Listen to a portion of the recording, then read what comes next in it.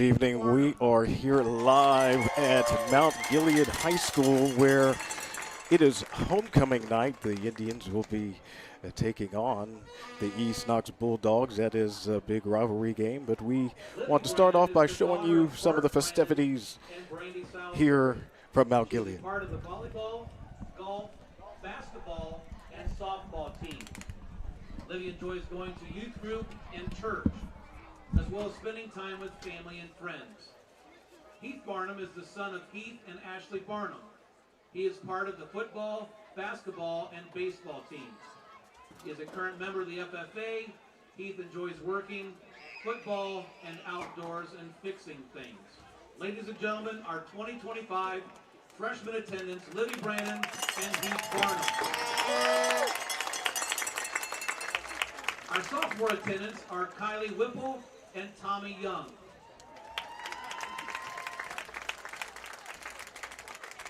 Kylie Whipple is the daughter of David and Erin Whipple. She is a member of the golf, volleyball, and basketball teams. Kylie likes to work at the Capitol Theater, spend time with her friends and family, and attend youth group. Tommy Young is the son of Jeremy Young and Ashley McKendrick. He is part of the football team. Tommy enjoys fishing, music, and sports. Ladies and gentlemen, our 2025 sophomore attendants, Kylie Whipple and Tommy Young. Our junior attendants are Kenley Trainer and Caden St. Clair. Kenley Trainer is the daughter of Gabe and Jessica Trainer. She is a part of the volleyball, basketball, track teams, and member of the student council. Kenley enjoys hanging out with friends. Kate St. Clair is the son of Kit Christopher and Robin St. Clair. He is a member of the football team and FFA. Kate enjoys working on his truck, hunting, and farming. Ladies and gentlemen, our 2025 junior attendants, Kenley Trainer and Caden St. Clair. Our first senior attendants are Bianna Martinez and Brody Martinez. Brianna Martinez is the daughter of Ramiro and Maria Martinez. She is part of the cheerleading team. Brianna enjoys going to Duncan with Olesia. Brody Martinez is the son of Jeannie Landiker. He is a member of the football team and FFA. Brody enjoys football, hanging out with friends, and going to the gym. Ladies and gentlemen, our senior attendants, Brianna Martinez and Brody Martinez. Our second senior attendants are Kendall Neal and Gage Baker. Kendall Neal is the daughter of Tom and Kim Neal. She is a member of the basketball, swim, and golf teams, vice president of student council, and a member of the National Honor Society. Kendall enjoys attending church and youth group, as well as hanging out with friends and family. Gage Baker is the son of Joe and Brandy Baker. He is part of the basketball and baseball teams. Gage enjoys working for Accurate Construction, fishing, skiing, and golfing with Hunter and Ryan. Ladies and gentlemen, our senior attendants, Kendall Neal and Gage Baker.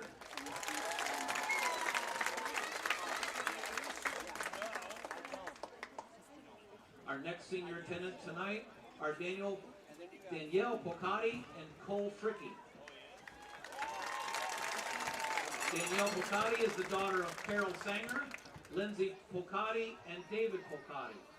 She is a part of the basketball, track, and cross-country teams, a member of the National Honor Society, marching band, and student council. Danielle enjoys spending time with family, going to Duncan with friends, and attending youth group at her church. Cole Fricky is the son of Tina and Brad Fricky. He is a member of the baseball, basketball, football teams, and FFA. Cole enjoys buying and selling vehicles, driving his truck around, and hanging out with friends at the local Taco Bell. Ladies and gentlemen, our senior attendants, Danielle Pocati and Cole Fricky.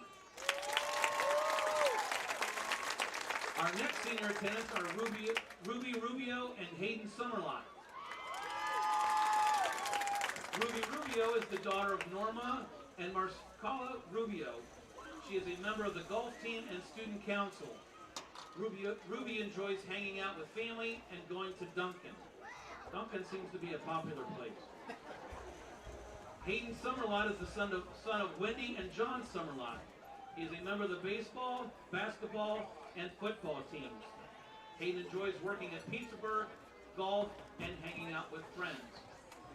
Ladies and gentlemen, our senior attendants, Ruby Rubio and Hayden Summerlot.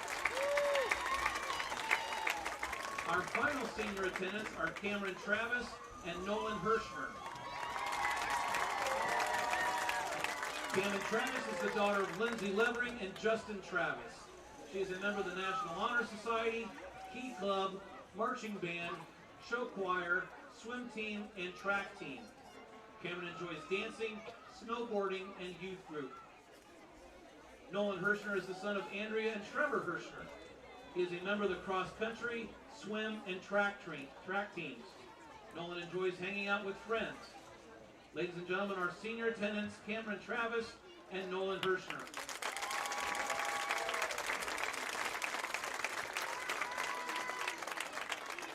Ladies and gentlemen, your 2025 homecoming court.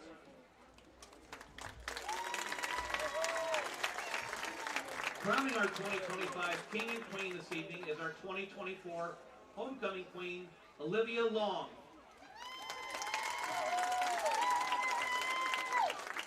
Now for the moment you've all been waiting for. Our 2025 fall homecoming king is Nolan Hirschner.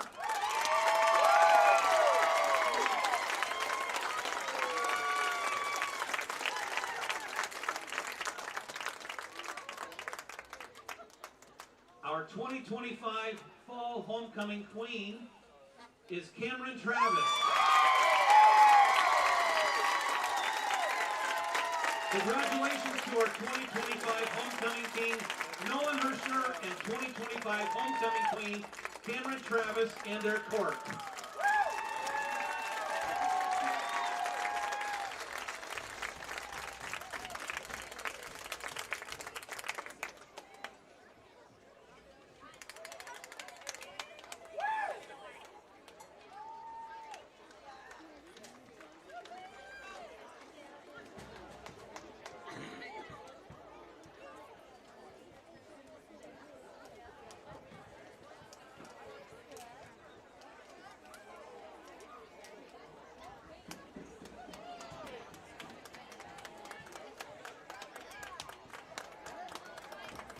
While the homecoming court is getting their pictures taken, everybody welcome to Mount Gilead High School for game number 6. Tonight, your Indians play host to the Bulldogs of East Knox High School. The Bulldogs come in tonight with a record of 1-4 and 1-1 in the KMAC. Last week, they lost a nail-biter to Cardington 36-35. The Indians come in tonight with a record of 5-0 and first in the KMAC. Last week, the Indians beat Cardington 41-7.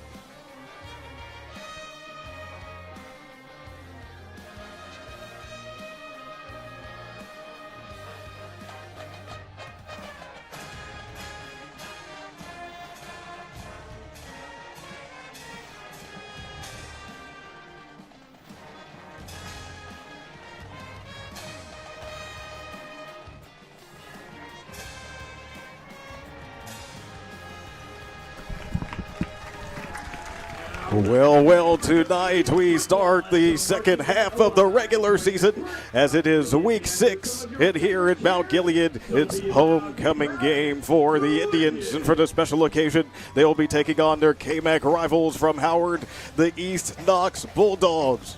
So far, Mount Gilead is undefeated at 5-0.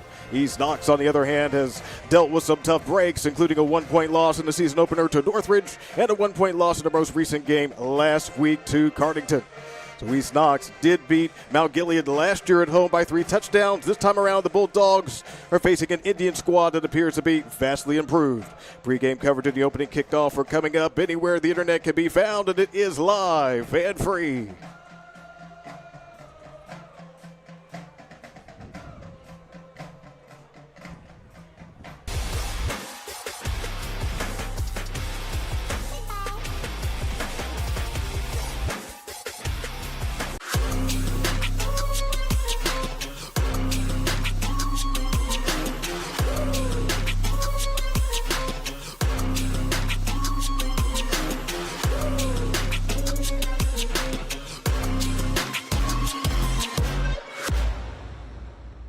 At Knox Community Hospital, your primary care physician is more than someone who delivers your test results, more than someone who writes prescriptions, more than someone who listens to your heart.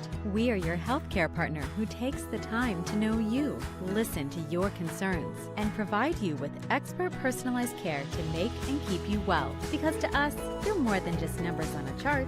You're a neighbor and a friend. Knox Community Hospital, in the community, for the community. For over 12 years, you've trusted Scout Construction for quality building and remodeling.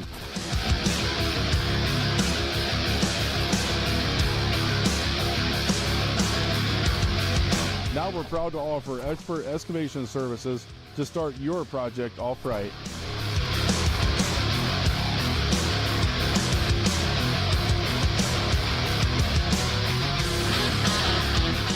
You've seen what we build, now see the way we dig. Experience the Scout Construction difference.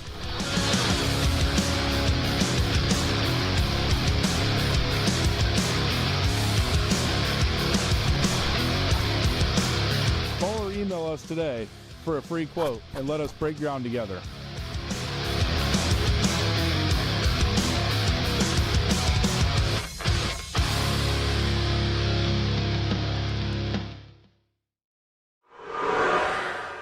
At American Homestead Exteriors, we're more than a business. We're a father-daughter team with a shared mission to protect and beautify the homes in our community. We believe your home deserves top quality service and products. From the first nail to the final walkthrough, we take pride in doing the job right. The first time, every time. Integrity, craftsmanship, and customer service aren't just words to us. They're the foundation of everything we do. American Homestead Exteriors. Strong, reliable exterior solutions. Built with pride, built for you. This is Jonathan Langdon. Catch me right here every Thursday for the Block Party presented by Bob and Bob Door Company. Your place for volleyball highlights on the OH Report.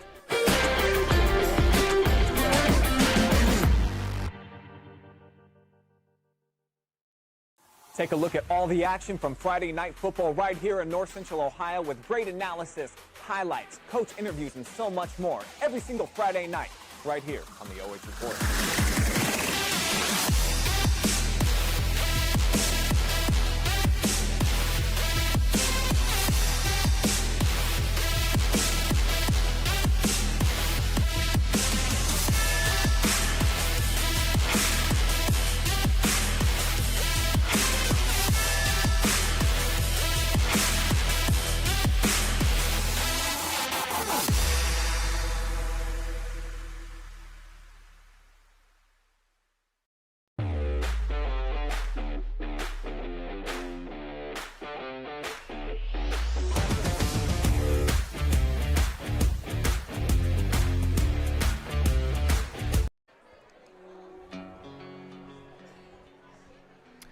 Well, glad you're with us for our Avita Home Health and Hospice pre-game show with Mount Gilead hosting East Knox for week number 6 of our high school football coverage on the OH Report.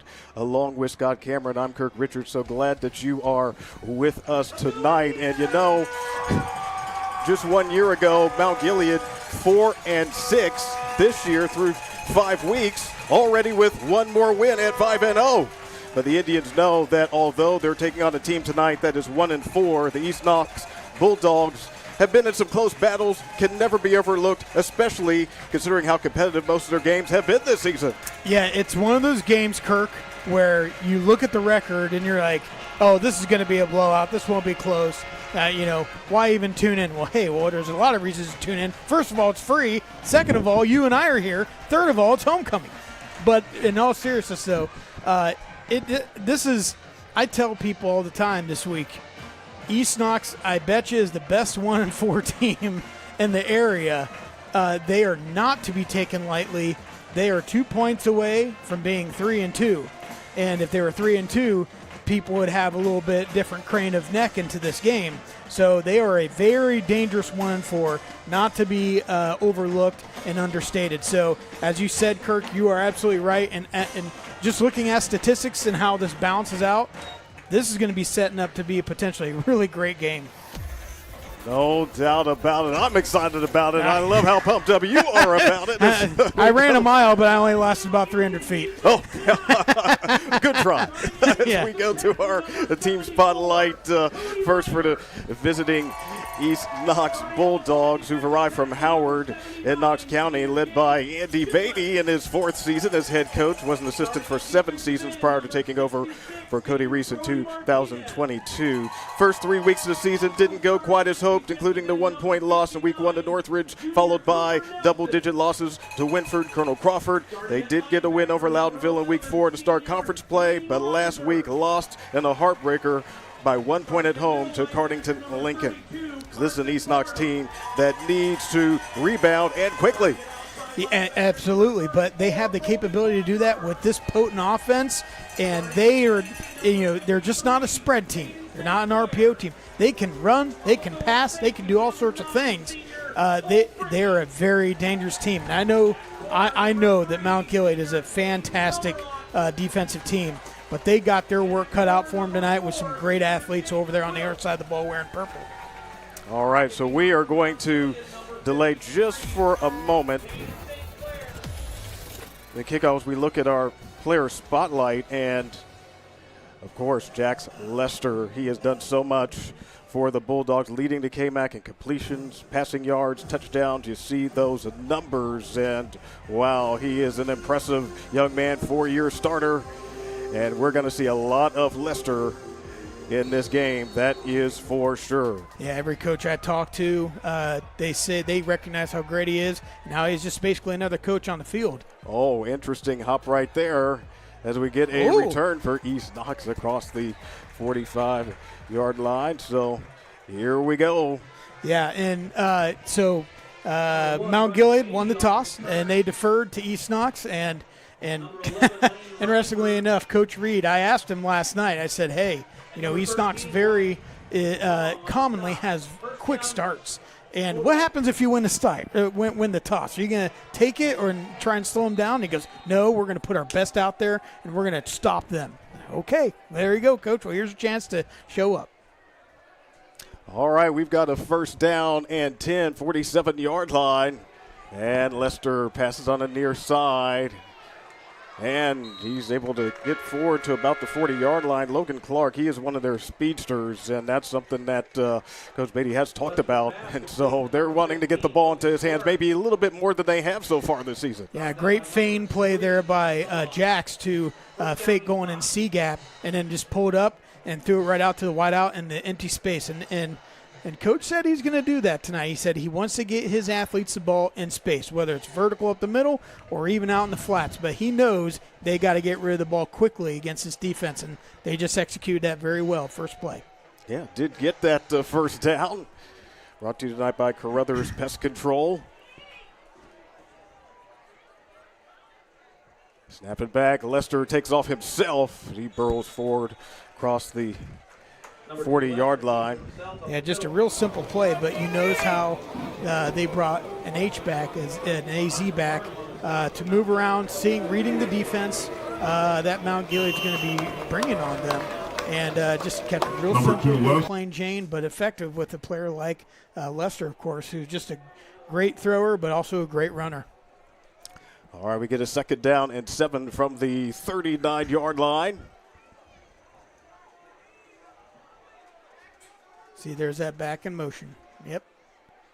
Rush Beatty, yeah, we saw him last week. Here we go. The Boyd on the move. That's the type of play that they need for another 1st down. Yeah, that. But you saw. Well, do we have anything? Okay. That's what I was checking there. Yeah, we do have a flag. We have a flag over there on the 21-yard line. Trying to figure out what it is. But either way, that's a great. Yep. Ooh. No. What are they doing? Face mask. Personal foul face mask against Mount Gilead. That'll be half the distance to the goal. Personal foul. Face mask against the defense, number 4. That's half the distance. 1st down. Wow. Very uncharacteristic of a Mount Gilead defense there, but you saw that back went in motion, and that opened up that side of the field, and just a little toss out there. Nice play. And they got the bonus yards. Well, they were about to do that 1st and 10 from the 13, and we have a timeout. Timeout. Timeout East Knox. I thought that might be Mount Gilead just saying, hey, let's regroup here and figure something out. But wow, East Knox already. I mean, wow, that is real early to take a timeout. But here's the thing. A minute and a half into the game. But here's the thing, Kirk. East Knox, they're in a position right here to strike quick and strike early against a great, fantastic defense. So you want to make sure you get the right play calls and you want to finish this drive. You want to put all the pressure in the world on Mount Gilead because Mount Gilead, they're 5-0 for a reason. Great run game. They control the clock. So it's one of those things where in order to beat them, you got to go right at them. And so they want to make sure they get this right. That's not a bad timeout there, Coach Andy was taking there. Nice job by Beatty. All right, so now they do come out here after talking about things. We'll see what they decide. And they may do a hurry up here. They may have done 2 plays. We'll see. Beatty in motion on his 1st down play. Lester to pass. Oh, that one is incomplete. Looking for Cooper. Yeah, nice little slant. Just didn't connect. And it was a good play call, but nice job there by Mount Gilead. As soon as the players start to go on the slant in, there's a defender right there. And so well placed. Good job. Good defense there by Mount Gilead. Continuing to survive. But they've got to pucker up right here because this is big for Mount Gilead. You don't want them to strike right here if you're Mount Gilead. 2nd and 10, 13-yard line. Cooper in motion. Quarterback Lester takes it. Oh, but there's not much room right there. Yeah, it looked like Gage Shipman was over there for Mount Gilead. Trying to run a similar play as before. Put the back in motion and see what kind of defense you have. But nice job by Mount Gilead. Nice slant, getting over and covering that empty space and stopping that run because there's nothing more dangerous than Lester with open field. So nice job to slant that and to take that away, stopping them. And here we go, Kirk. What was 1st and 10 is 3rd and 10.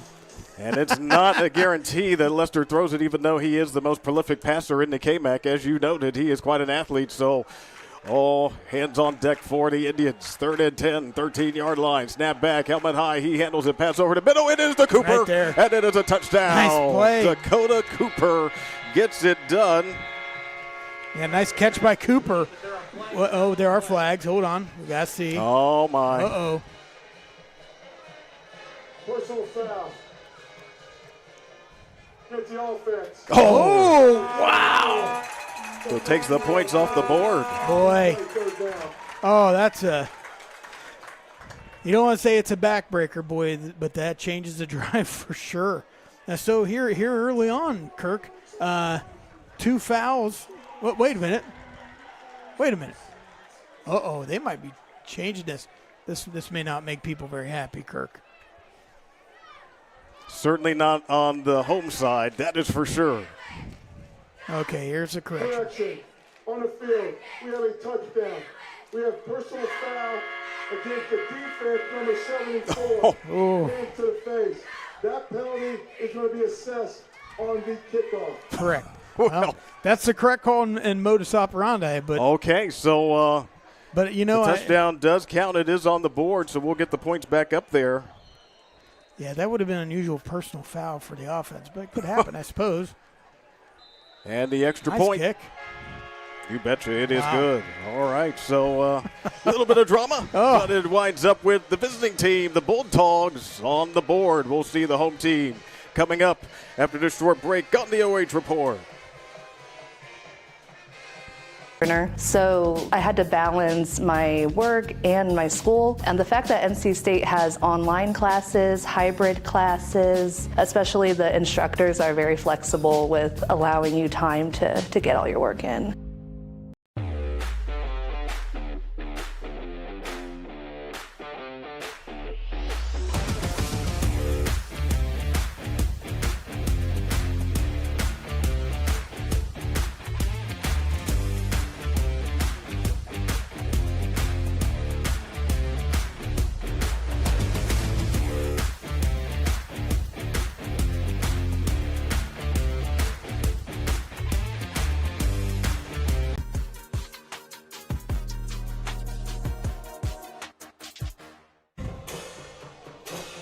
All right, we are back to live play here at Mount Gilead, which it is the visitors, East Knox, with the touchdown with Dakota Cooper, 13-yard reception from Jax Lester. The extra point was good as well, obviously with the 7-0 score. So now we'll see. Yeah, that's exactly what East Knox needed to do. But Kirk, we all know if people watch enough football, those first plays are all scripted, and you know it's going to happen. But now we're going to see what Mount Gilead does in their chess game, right? And so we're going to see what they do to help resolve some of those holes. But the big thing that hurt them, those 2 penalties, and that is not a normal Mount Gilead thing. So we'll see. Maybe the emotions were high, the lack of focus maybe on it. I don't know. But as a homecoming, I don't know. Distractions. But there's 2 penalties on there, and that kind of hurt them. But we see a really, really short kickoff because of that personal foul at the end. Highly unusual to see a kickoff on the other side of the 50 like this, but here we are. That's what's happening. All right. Hopefully. Oh, my goodness. And we get a return. Hayden Summerlot outside. So it is Mount Gilead football. Down 7-0 here in this first quarter. So, it's homecoming night, and, we'll see how they're able to respond because East Knox certainly happy to interrupt the party. Yeah, Coach Reed assured me. He said, hey, we are focused. We're ready to go. We know what we're doing. And so, fine, that's great, But Mount Gilead, they're going to have to do something to move the ball down the field and just show their dominance on the ground as they've been doing all year. First and 10, 25-yard line. Cole Fricke, the quarterback. And they go on the ground to Carson Barnum, which is very typical. That is how they often like to play it. And Barnum, he told us that he just loves that workload. He's ready to go all night long. He does. And I asked Coach Bay last night. I said, this is 2 weeks in a row. I mean, you had Denny, now you have Barnum. I'm like, my gosh. Like, absolutely. Like, what'd you do wrong? Who'd you make mad? Good grief. Oh, hey, you better love the competition. Second down and 6, 29-yard line. Now they work it back on the ground, Barnum.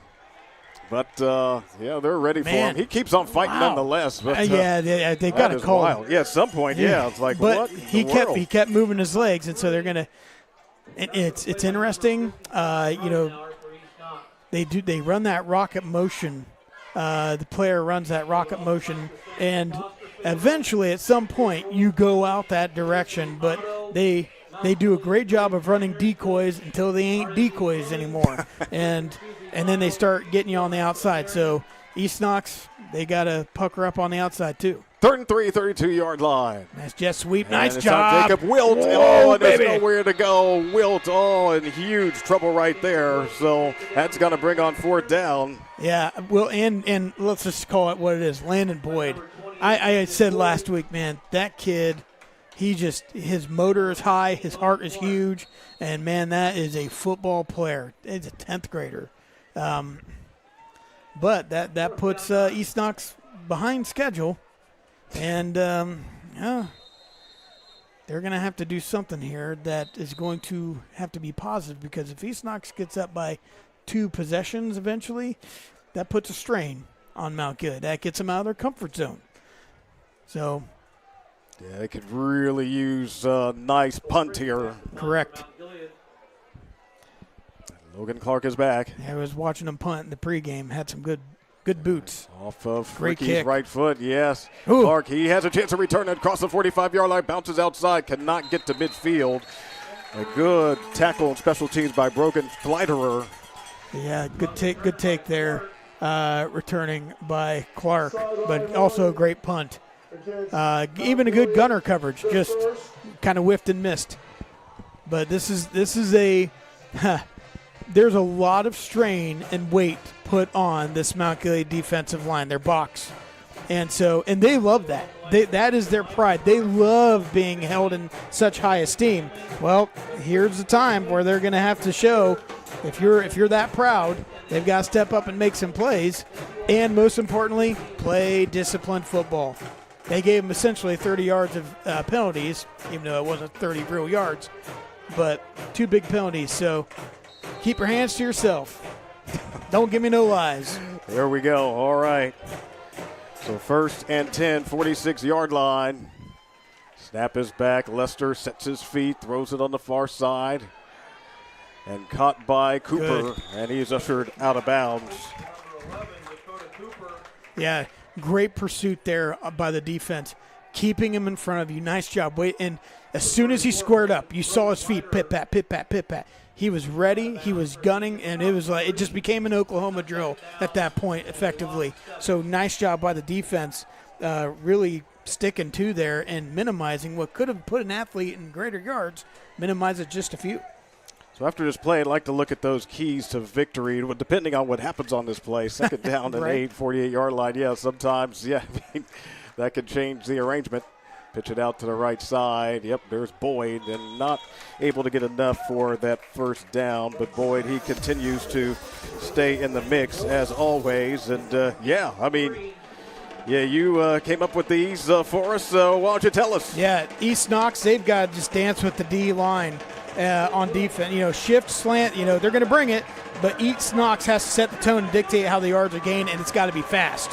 When they're on defense, they got to bring a lunch pail and meat plow. I mean, second hard sled game in a row, so they got to be physical or they're in trouble. But last possession there by Mount Gilead, they did stand true there. 3rd manageable. All right, no doubt. 3rd down. Yes, they can get this 5 yards they need. Lester up in the air. He's going for Fawcett, but deflected. Nice job. Good great defense coverage right there by Jacob Wilt. Yeah, because that was a great pass, but Wilt was with him step by step, hip to hip, and he was going for the ball. Turn around looking. No chance for a penalty. Way to read the ball in the air. Nice job, young man, because that was a great pass. But you notice that was the first, I believe that was the first play that East Knox ran where they did not put a man in motion before to read the defense. So kind of unconventional, but here they are going for it. Wow, 4th down and 5, 49-yard line just across midfield. They are feeling it. Yes, they are definitely going for it. Lester under some pressure, throws it up, and it is incomplete. Yeah, that was it was just a tall pass. Just a tall pass. I mean, he was open. He just ran a little curl in and almost kind of became a post, and he was open. But the pass was tall and just didn't happen, didn't connect. It's a calculated risk, right? You give Mount Gilead the ball at half field. Yeah. I mean, you got the lead, Kirk. By a touchdown, yes. By a touchdown. Why not bury them deep in their own territory? Yeah. I understand. Yeah, and when things don't work, there'll be the second guessing. Yeah, that's the part of coaching for sure. They hand it off. Barnum gets tripped up. Does Carson Barnum. You mean the train, Carson Barnum? We take a little look here at your keys to victory for the home team. Yeah, the offense. They got to make the beginning uneventful, and they just have to slow it down, maintain possession, and kill East Knox quick start. On defense, no safety deep vertical threats, and they've done a pretty good job. They've had some long throws that just didn't connect Uh-oh. Barnum on the move, and he we'll holds on see. to that It's pretty ball. close. It's going to be real close. And they call it. It is a first down. Brought to you by Carruthers Pest Control. Well done. But East Knox on defense, they need to make Lester not be the one that runs the ball. They've got to contain him, and they've got to cover those wide receivers. Now, East Knox has had success and shown that that can hurt Mount Gilead. So this is interesting. I feel like I should buy lottery tickets because I feel like these keys of the game are always. How long has it been since you bought a lottery ticket? I was 18. I bought one. I'm Nazarene, so I don't drink and I don't get one. There's the 41-yard line. Gosh, it's probably been longer than that for me. I know I'm not lucky. Yeah. So, but there's a great play up the belly again. And again, not only is it the defensive line that East Knox really has a lot of pride in, but it's also those big uglies up front on the offensive line. And they are just so big, strong, and physical. They're finally all seniors, and like we talked about their team last year, 4 and 6. But now they're all big, they're all strong, they're all experienced and seasoned, and they want to move that ball down the field. Second down at 37-yard line, right into the belly of Barnum, and he just gets pushed back. There's just really no room for Carson right there.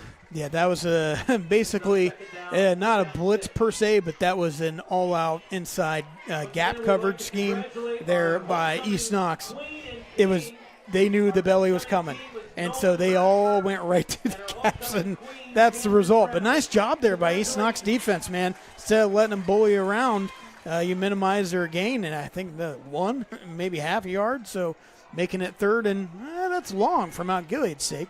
Yeah, 3rd and 6 as we're calling it here under center for Ricky.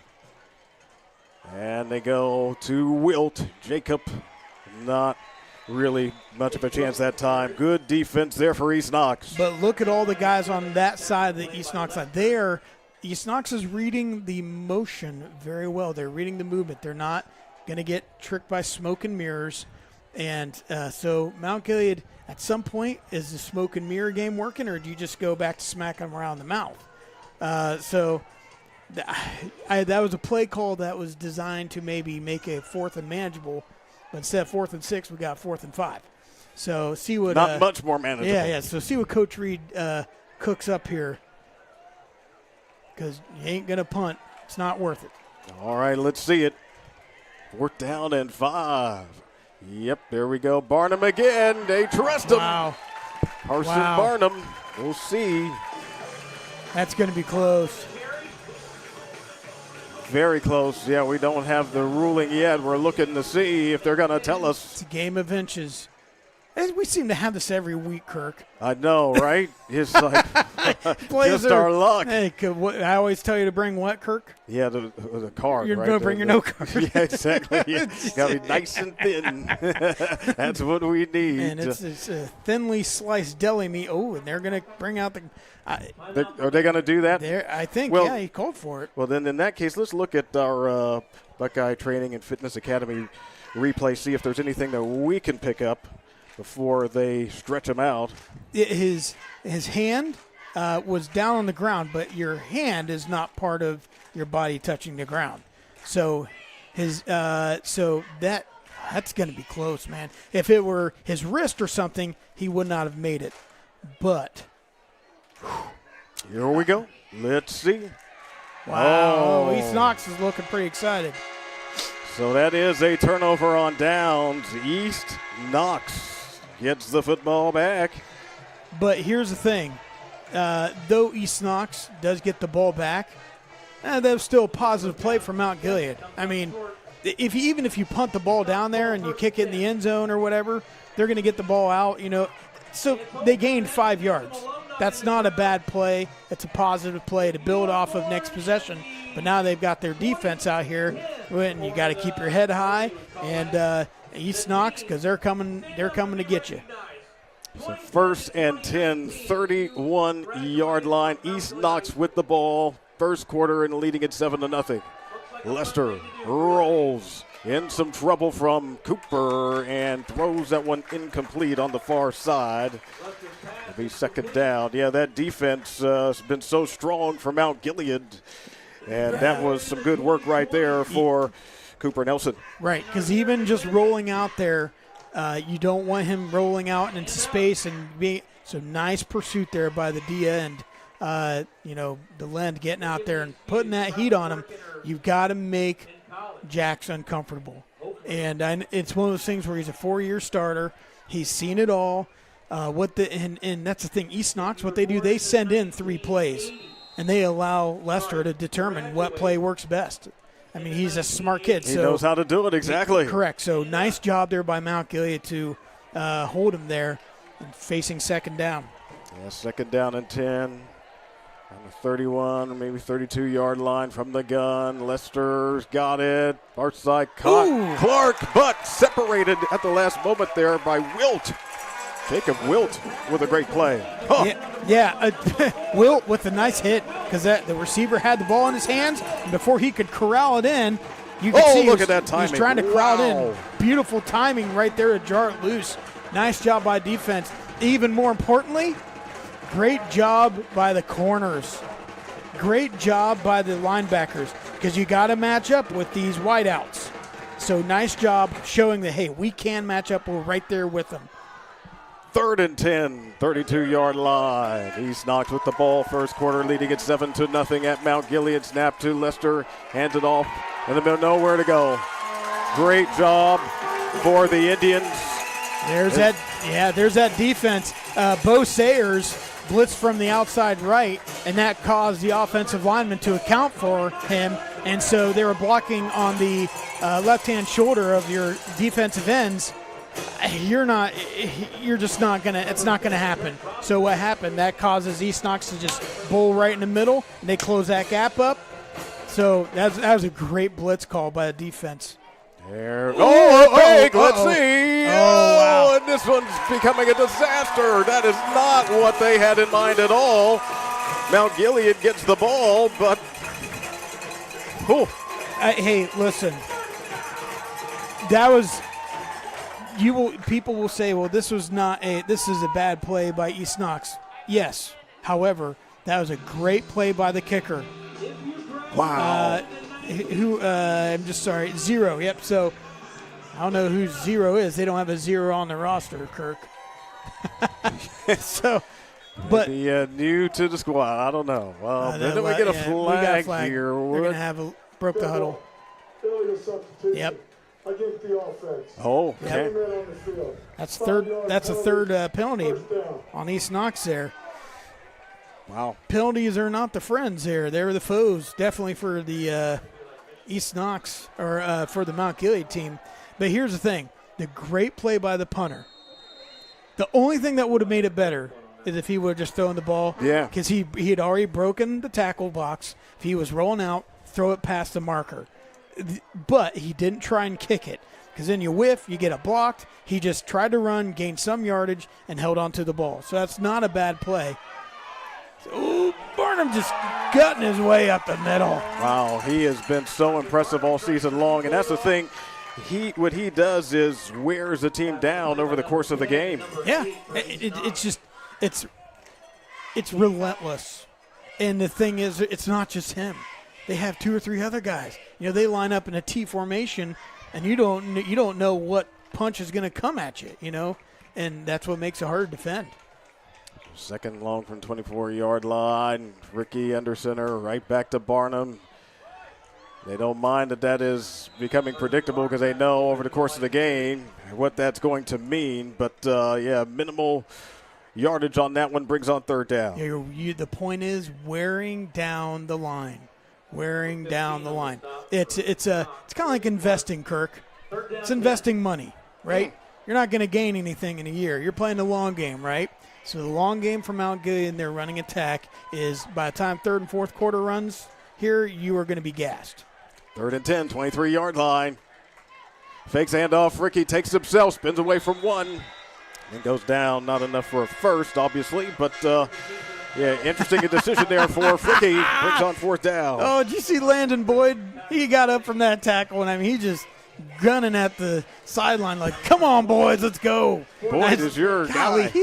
I tell you what, man, I tell you what. I like him too. I bet you anything. Every coach in this conference would like to, clone that kid, and they'd like to have, 11 guys, Boyd's on their defense. Man, he plays hard. He's fast. I mean, golly, nice job. Good pursuit. And here we go, 4th and 10 there for Mount Gilead.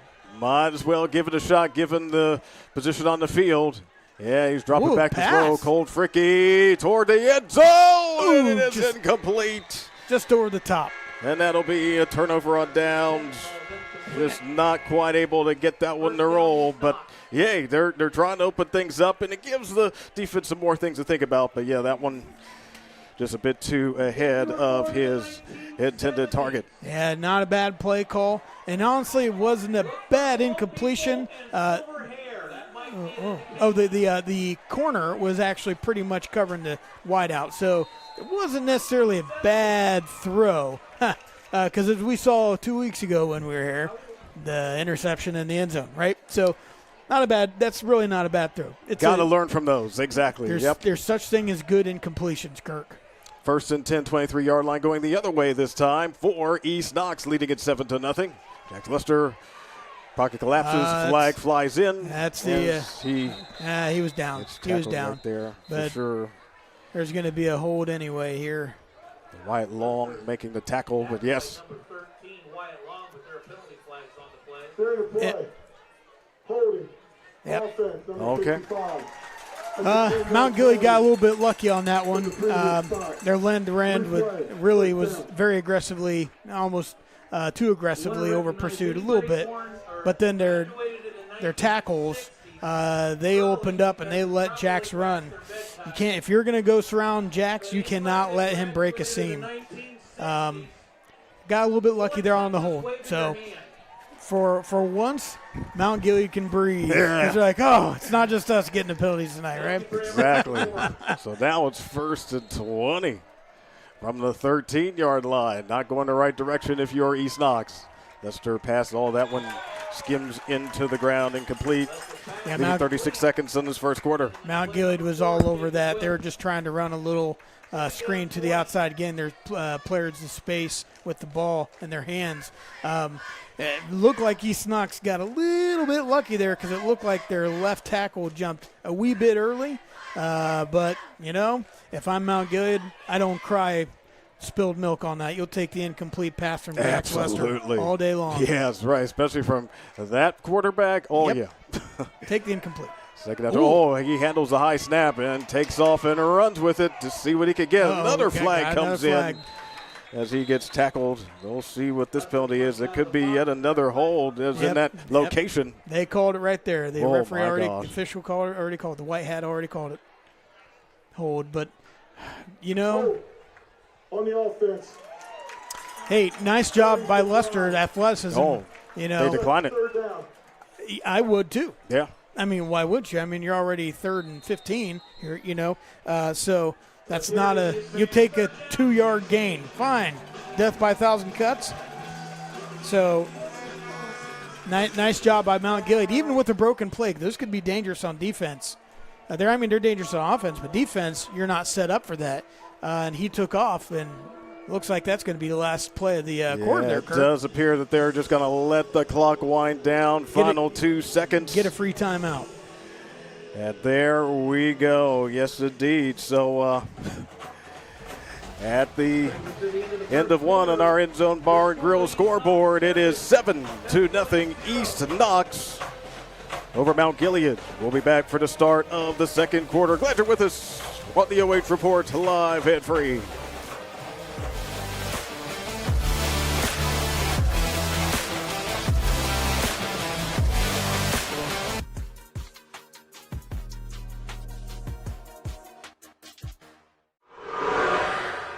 At American Homestead Exteriors, we're more than a business. We're a father-daughter team with a shared mission to protect and beautify the homes in our community. We believe your home deserves top quality service and products. From the first nail to the final walkthrough, we take pride in doing the job right. The first time, every time. Integrity, craftsmanship, and customer service aren't just words to us. They're the foundation of everything we do. American Homestead Exteriors. Strong, reliable exterior solutions. Built with pride, built for you.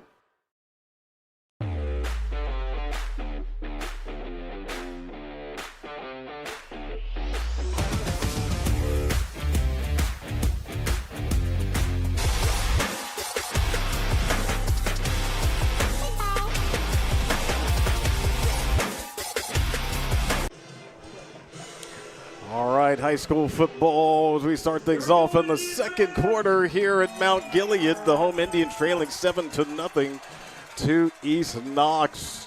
East Knox with the ball here, third down. Lester downfield for Beatty. He makes a catch. What a huge play for Beatty. Goodness gracious.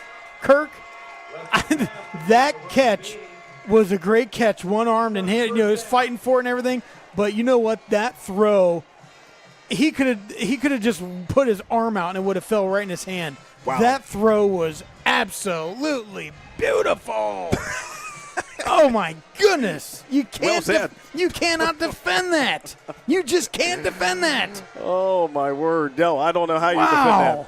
You don't. Good grief.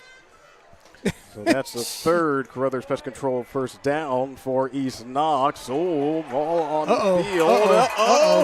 Does East Knox have it? I mean, does Mount Gilead have it? Yeah, Mount Gilead has it. Oh my God. Nice job by Mount Gilead. Hey, listen. Good things happen to good defenses. I mean, but East Knox, they had a great play, and maybe they're talking about this. Maybe they're talking. I don't know. Well, We're watching it here.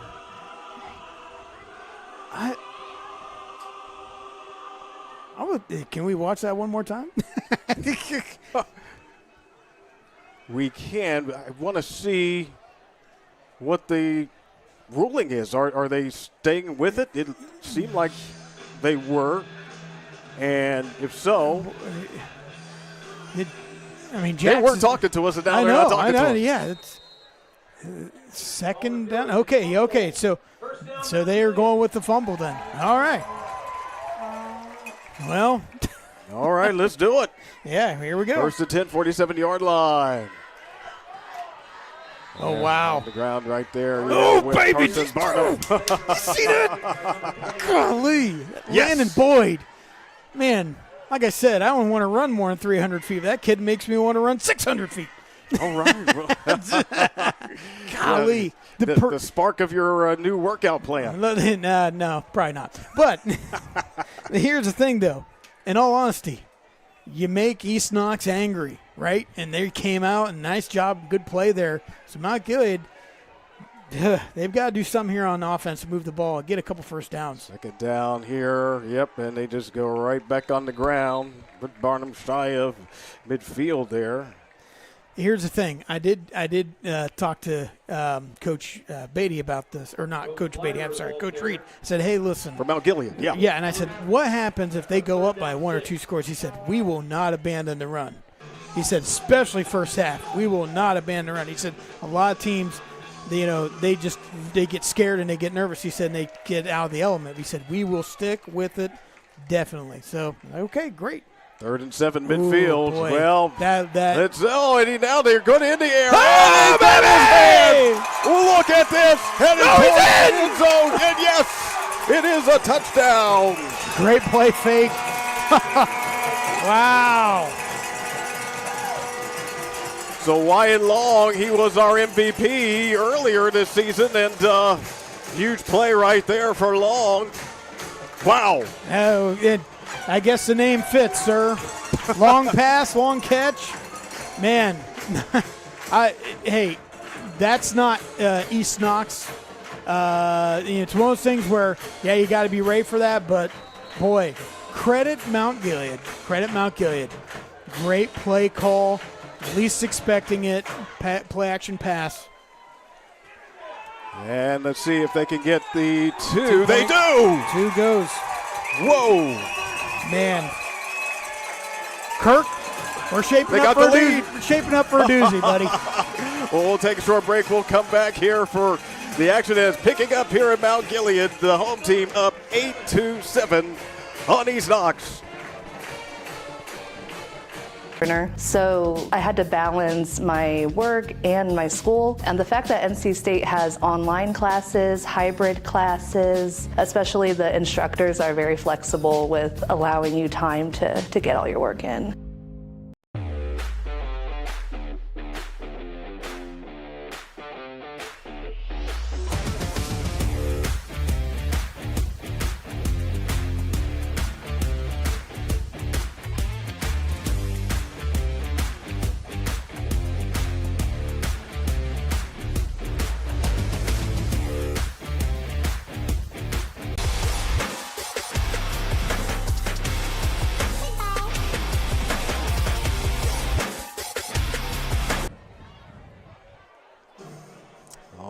right, high school football back here at Mount Gilead, and now there's something to celebrate. The Indians on the board with the touchdown play going to the air. Cole Fricky. And the Long. The cheerleaders are throwing the footballs into the crowd, and that was just as good a throw as Fricky made. That was just nice play. East Knox just kind of lost track of the wide receiver. There's some trouble there. Good coverage. And fortunately for the Bulldogs, they did that coverage from Logan Clark. So, yeah. That is always dangerous, but nice job by Kason Fawcett, 5'11", 150 sophomore. Way to be there and just fall on it. It's always tempting. Oh, that bounced right up. Before you know it, that half step off and it goes under your fingers. It's scary. It could be going the other direction. Yes, real exactly. Quick. So nice job by Fawcett. Way to be there and just fall on it. Great job. Hey, these are two great teams. No doubt. This is absolutely everything I was hoping and dreaming it would be, Kirk. Oh, okay. First and 10, 22-yard line. I love it when your dreams come true. As we go to Lister on the ground, and we get a loss right there on that play. And you see the defense for Mount Gilead. They're starting to stiffen up on the outside. So I know East Knox wants to try and take the ball to the outside as quickly as possible. But, boy, I mean, it's just so hard because that line is so good. They're so aggressive. They're so pure, and they slant, they stunt so quickly, and they take different angles. And, man, it's hard. And I know Coach Reed was working, emphasizing that stunning and switching and slanting all week. You're seeing that pay off here. Not allowing stuff to the outside. And 11. All right, 21-yard line. Got it to the near side. Oh, yeah, there's a big hit there. Jacob Wilt. Yeah, Wilt. And hey, nice catch by Beatty. You're giving some of your better players that ball in space. It's not East Knox making bad throws or anything. It's just he catches the ball, and there's 3 purple jerseys in front of him. Exactly. I mean, that was a positive play. Great play. I mean, that was a great play, but, I mean, the pursuit of that defense is just so good. So, I mean, East Knox, so that was a great positive play, but you got 3rd and long here. 3rd down and 8 to go, 24-yard line. Beatty in motion, the quarterback, Lester. He has a step. Oh, it's high. He does handle it. He moves over to the left side, sets the feet, throws it. And that one is too high for Dakota Cooper, incomplete. Yeah, in and out of the hands of Dakota Cooper. Does a great job. Great player. Just, man, right through his hands. Good throw by Lester. If East Knox is going to stay here in this game and stay here in this area and make it competitive, they got to make those catches. It's real simple. No Great doubt. throw. And, I mean, it's not the end of the world here, but next possession, you got to tighten that up, and you got to get those caught. And it's more than anything else, it's to help your defense get a blow so they can not have to face Mount Gilead another pressure. So, all right, well, we got the good punt. Great punt. It gets behind him. Oh, boy. Just what we were talking about, right? I know. And then and there's a flag. Oh, and then we get a penalty flag that returned from the youngster. Yeah, nice punt. Beautiful punt. I mean, so he's, he made a smart play by not trying to do anything crazy with the ball on the botched snap and kick earlier, where they were able to get in, try and block the kick. That time, great kick. 67 on the kicking team. That's a 15-yard penalty. Yep, that's a personal foul. Yep. Tag. So those are tough penalties. They for are sure. hard. But Mount Gilead's had their share of them tonight, and East Knox, they're getting some too. Hey, if you're watching this game, if you can go back and watch it 10 seconds, that was great. That was great where Barnum was over there talking to the East Knox guys, and they were just chatting and swatting them on the butt. Just good camaraderie, great athleticism, but even better sportsmanship. That's what we like to see. Both teams. All right, so 1st and 10 for Mount Gilead on the ground with Carson Barnum, who was our Week 2 MVP. Yeah, he just moving the ball, and, doing what they do. 5 yards, though, that's big. Because now you have all sorts of options. Do you want to run some misdirection? Sure. I mean, they could run another pass if they want. But you've got a wide open playbook. Anytime you're going 4 yards or more on that first down. That is an offensive coordinator's dream. All right, well, we've got a 2nd down and 5, 42-yard line. Back on the ground. Barnum as he stumbles forward for the first down. Good job there for Carson Barnum. A nice job by Barnum. He fell into Cody Mimer's legs real hard there. He's like, hey, man, sorry.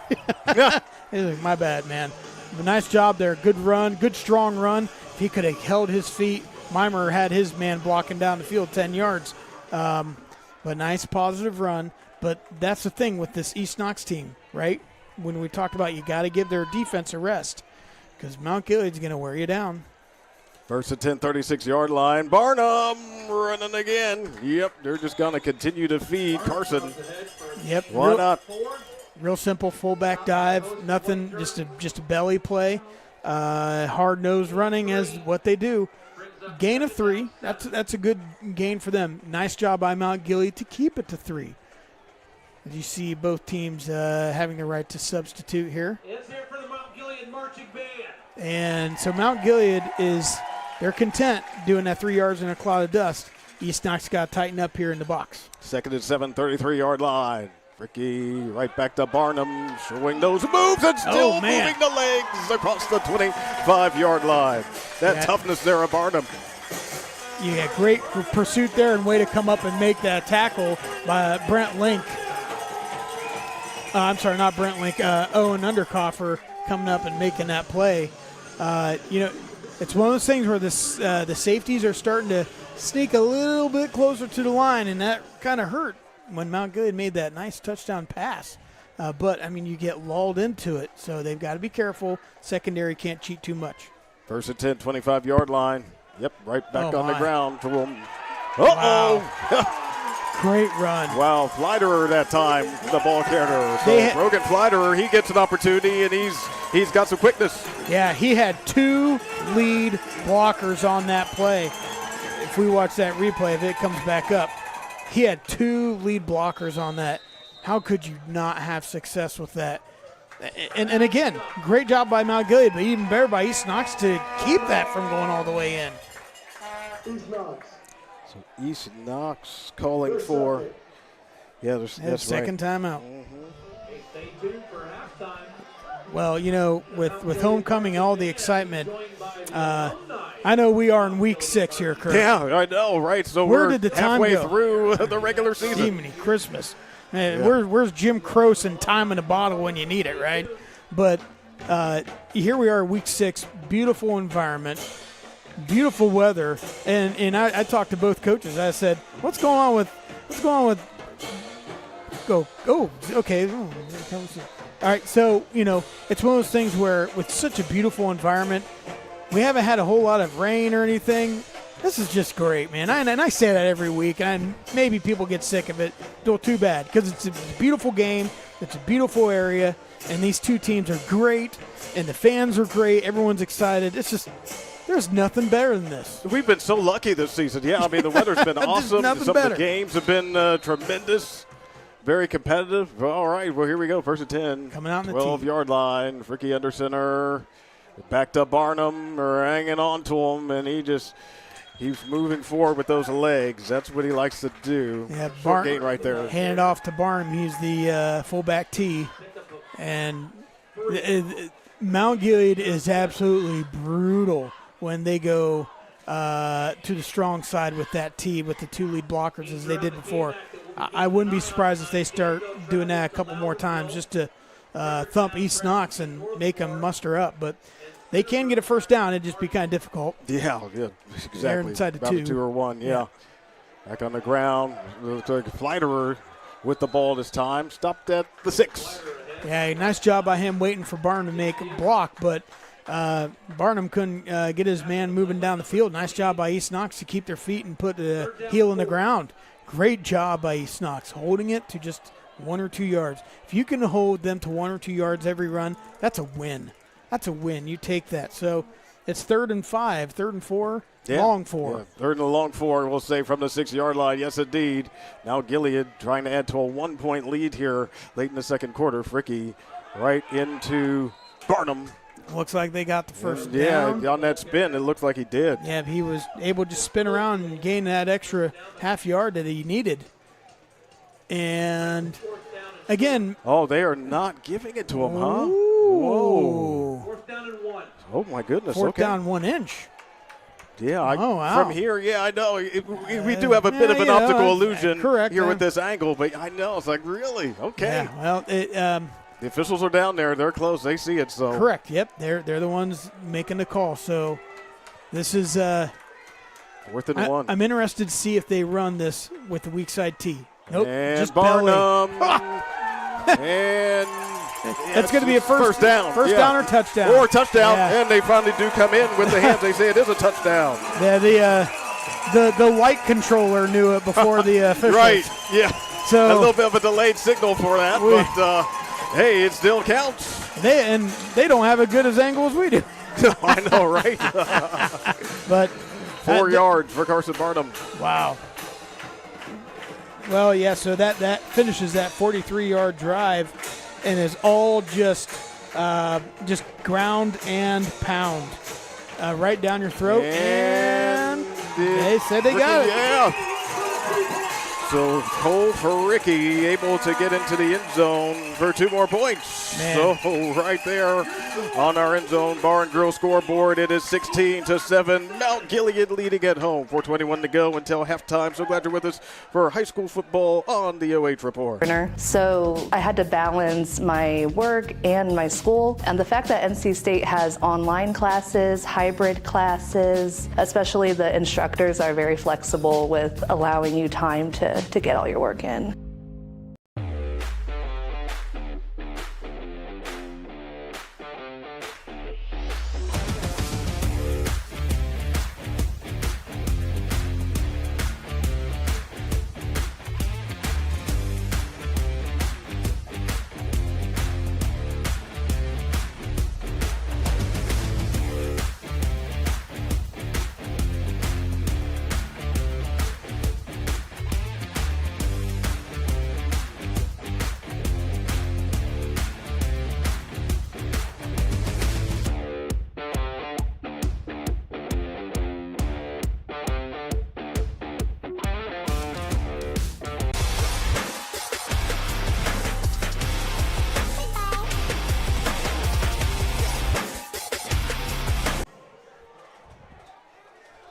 Ooh, good bounce there on the kick there, Kirk. Uh-oh. Ooh, that looked a little funny. Indeed. Indeed. I like that. But, yeah, so we'll see how East Knox responds to this. We know the Bulldogs did score first. 13-yard touchdown reception by Dakota Cooper. Number 57. And then, Mount Gilead had a couple of touchdowns. Wyatt Long with that long catch, and then Carson Barnum with the 4-yard run. Yeah, Mount Gilead going something a little uncharacteristic for them in that pass and had a lot of success. But, East Knox, they ain't no slouches either, Kirk. But they've got to do something to get at least a couple first downs, get some confidence back. From the 44-yard line, 1st and 10 in their own territory. Lester has to try to run away. And he is pushed out of bounds by Dakota Cooper. Yep. Nice job there by Lester. Check that lane riser on that, I should have said. It was interesting. It's interesting how as soon as he broke the tackle box, everyone in the stands goes, like, oh, don't hurt us, sir. Don't, please, exactly, right? But nice job there, my Mount Gilead defense, covering all their players, covering all the wideouts. But, man, Lester, he's just so dangerous. Broke that pocket, and people just had a collective gasp of fear. 2nd and 8, 46-yard line. Nice play. Jump off screen to Boyd. And spins away from one. We got a flag. And we see Reiser completing the tackle, but we got a flag. Penalty flag, yeah. Down in the defensive backfield. Coach Beatty told me that be looking for some screens tonight. And that was a great play call. Oh, there you go. So nice positive play there by East Knox. Great play call. It's a play that is the exact same screen that Danville ran and they scored on. Right. That was the exact same halfback slip. So nice play call. Good job. Brings on third down. Oh, and there was movement there at the line of scrimmage. Well, nice job again by East Knox. Hey, this is what they needed, Kirk. They needed to move the ball, get some confidence. We have nothing on the flag. Oh. We have a first down.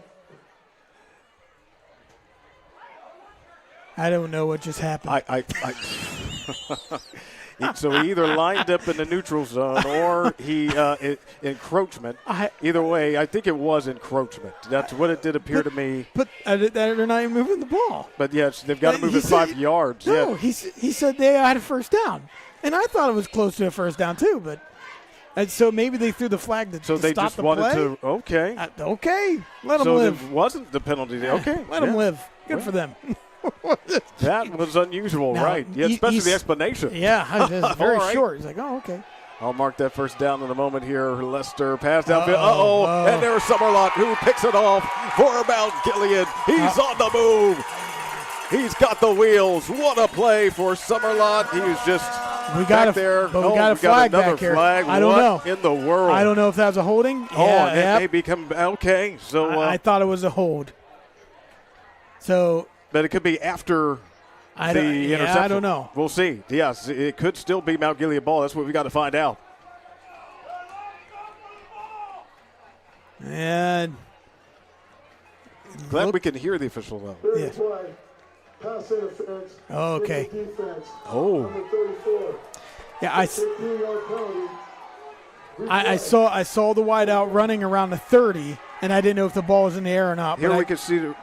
Yeah, well, I could see you could see the corner grabbing him, and impeding his progress, but I couldn't tell if the ball was in there. So I couldn't. You'll take a pass interference over a hold any day, though. So, great job reading that again. That throw is a Lester IQ throw. He saw it and he saw the mismatch, and it paid off for him.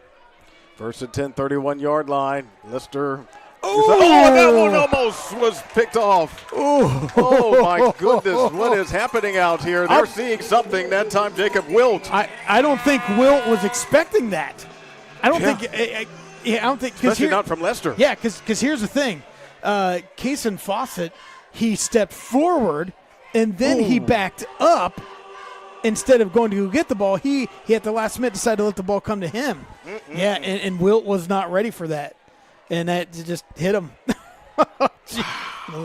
East Knox just lucked out. And very much. Yes, that's the right way of saying it. Yeah, so. Second and 10, 31-yard line. Big break for East Knox there. High snap again. Yeah, Lester's handling those. Yeah, and he just takes off and runs with it and runs into a gang of Mount Gilead tacklers. Nice positive play by Lester there, gaining 2 or 3 yards, making some sort of movement towards that goal line.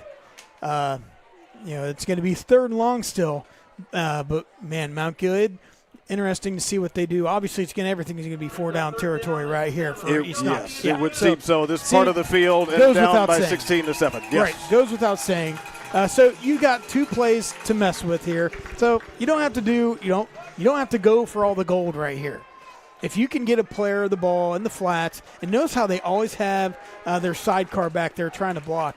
They just respect that defense that much. Lester off a pump and a fire down the field, looking for Beatty. Oh! His hands and incomplete. He definitely wants to get Ref Beatty involved. Yeah, great run there by Beatty. Great throw by Jax. But even better defense by both safety and corner right there. Just breaking it up. But, boy, tough non-catch there for Beatty. But nice job by the defense to hold true, and you're keeping it 4th and long. So instead of, they were going for all the gold there. Like I said, you didn't have to, and this is the result. Yep. If you don't get the gold, you're in a really long predicament. So instead of trying to gain 4 or 5 more yards, now you got to gain a lot. And on this defense, that is not easy. No, this has been a tremendous defense all season long.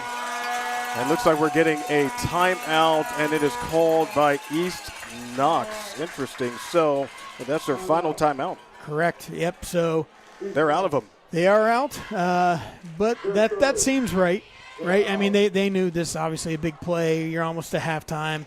If you get a first down here, you're going to get a stop clock anyway. So good move there by Coach Beatty. Good job. Here's the thing. What has worked for East Knox is trying to get the ball out in short positions by a toss.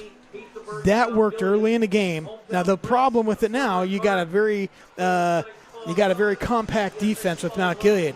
If you would have gotten 3 or 4 yards on third down, you could do that little hitch toss to the side. But now you've put yourself in a pickle here offensively. So they're going to have to do something. So Mount Gilead, they're going to be guarding that stick, anticipating some sort of slant. 4th and 8 from the 29. Here we go. Lester, he's got some time, delivers a pass over the middle, looking for Fawcett, and nobody home, incomplete. Yep, that was as a waggle to the right and then trying to hit the slant going across, going against the grain. Good play call, but again, that throw was just a little over him. And the wideout was not quite there. So it's just hard to do, and nice job by Mount Gilead defense to hold strong there. East Knox did a great job moving the ball down the field, just kind of puttered out. And so right now East Knox is going to bleed that clock. 1st and 10, 29-yard line on the ground. Barnum, he's going to get what he can, but yes, I hear what you're saying on that. Yeah, check it down, 2:24 to go until halftime. They'll be tickled pink to take it in with a lead like this. I mean, because this has been East Knox has played a hard game, man. Yeah. To think, hey, we could go in here at halftime up 16-7. As much as East Knox has moved the ball offensively, and they've been kind of hitting us pretty hard. They should take that and be happy. 2nd and 7, 32-yard line. Jacob Wilt. Gets upended. He gave it a shot, but did not quite get to the first down marker as it's going to bring on a 3rd down. Yeah, great play there by Jax Lester, coming up and sweeping out the leg. Not Johnny style from a Karate Kid, but different kind of sweep. Oh, leg. yeah. Yeah. I remember. Yeah, don't we all?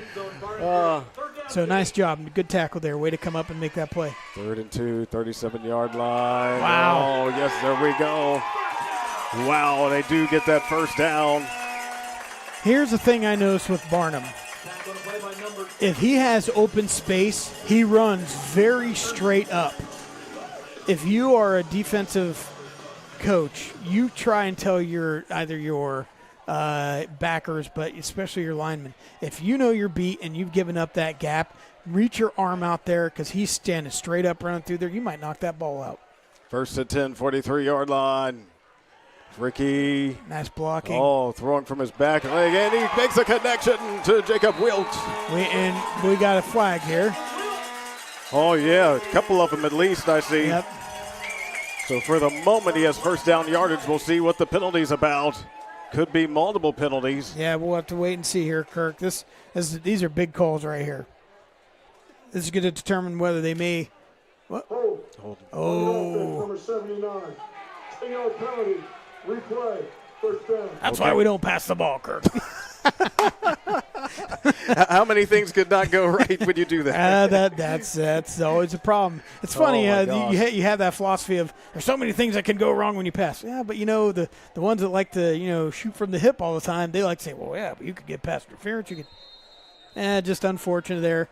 And this is where I wouldn't be surprised. Yep, they're gonna pack it in and. Yeah, 1st and 20, 34-yard line. Very conservative. Yep, very They'll go conservative. on the ground. Yep, just hold on to the ball, and their opponents are unable to stop the clock as they have exhausted their timeout. So I would almost venture to say that might be the last play of the half. they have no requirement to. Well, they don't have to. I'm kind of waiting to watch and see, but I've not seen the coaches or the players start to exit to the right. So, I don't know. they don't have to snap it. I mean, Maybe they'll do the Dan Marino fake, and throw the ball downfield. I don't think so. Yeah, they're looking to just get into halftime, and that's great for East Knox to allow them to regroup. Great job by both teams. Great game so far, Kirk. Woo-hoo. Sure does. So at the half on our End Zone Barns Grill scoreboard, it is 16-7, the home Mount Gilead Indians up on the East Knox Bulldogs. We'll take a short break, come back for our halftime band show. Glad you're with us for high school football on the OH Report, live and free.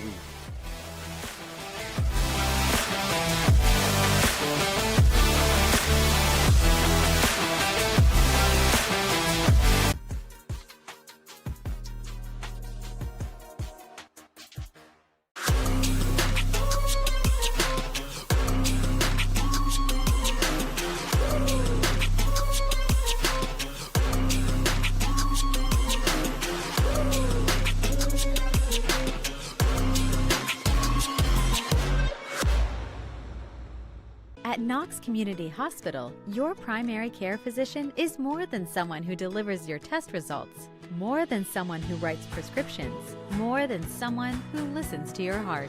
We are your healthcare partner who takes the time to know you, listen to your concerns, and provide you with expert personalized care to make and keep you well. Because to us, you're more than just numbers on a chart.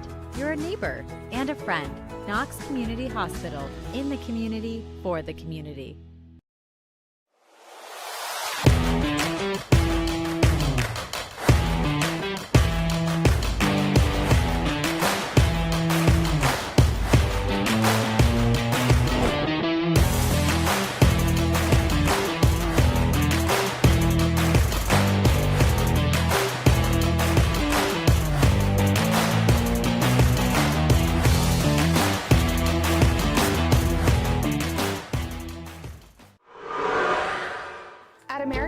Exteriors, we're more than a business. We're a father-daughter team with a shared mission to protect and beautify the homes in our community. We believe your home deserves top quality service and products. From the first nail to the final walkthrough, we take pride in doing the job right. The first time, every time.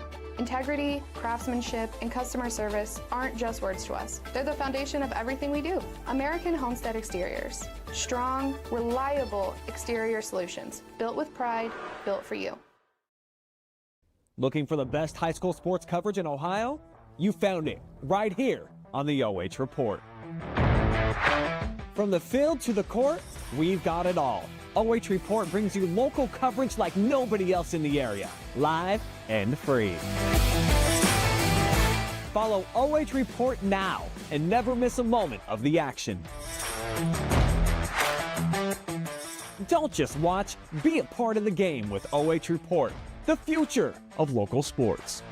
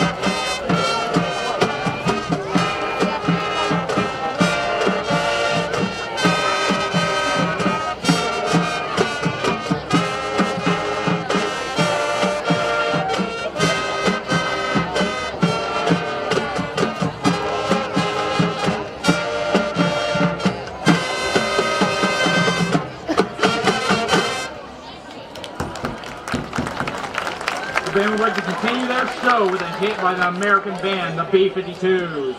Here is the 1979 classic, Rock Lobster.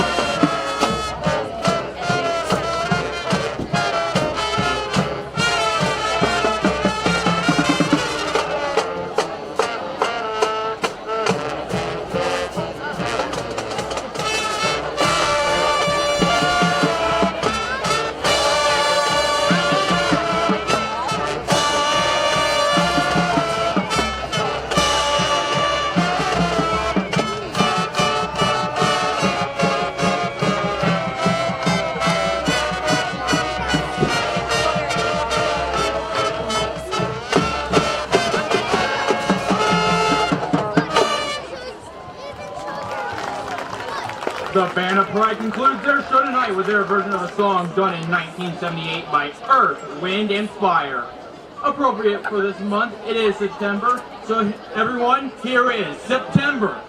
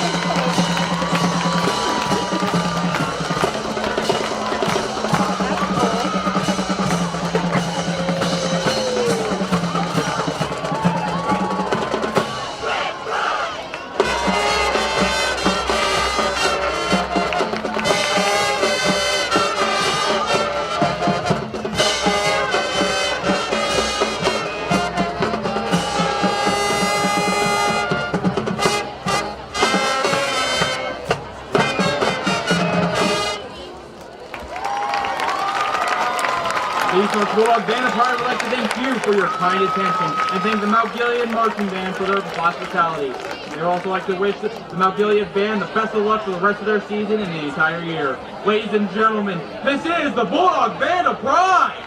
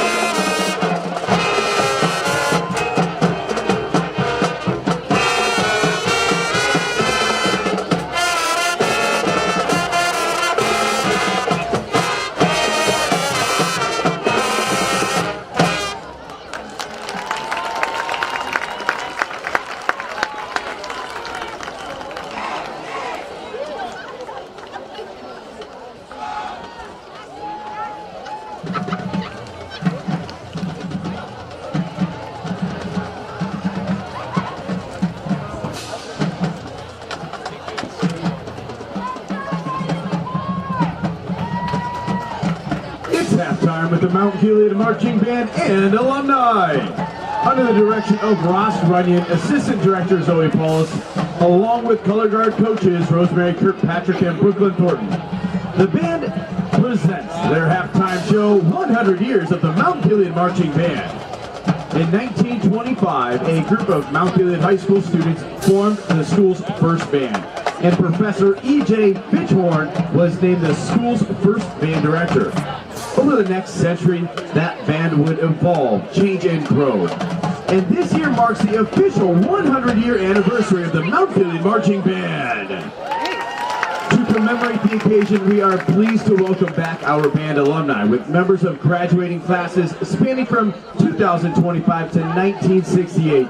We would also welcome back previous band directors Jim Anderson, 1977 to 81, Randy Mann, 1988 to 91, 2012 to 2014, along with current band director Ross Runyon, 2016 to 2025. We will celebrate with some of our favorite band tunes from yesterday and today, starting with Smoke on the Water.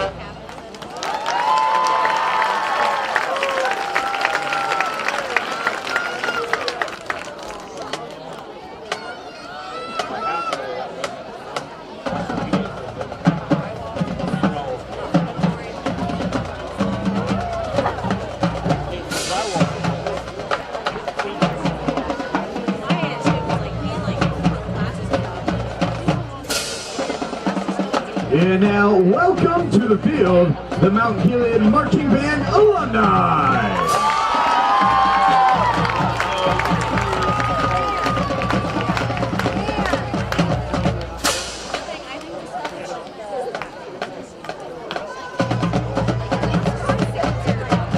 The next song truly needs no introduction. It is the official rock song of the state of Ohio. Feel free to call out the traditional OH.IO or perhaps even the MGHS as it's time for Hang On Sloopy.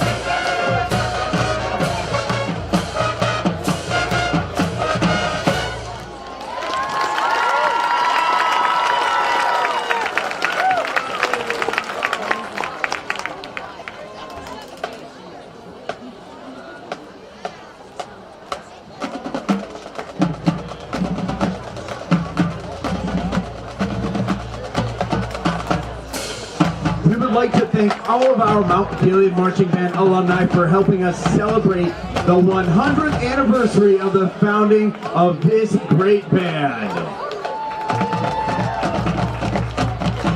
We conclude our show with a song that is still played during every Friday night football game. Dance along to Barbarian.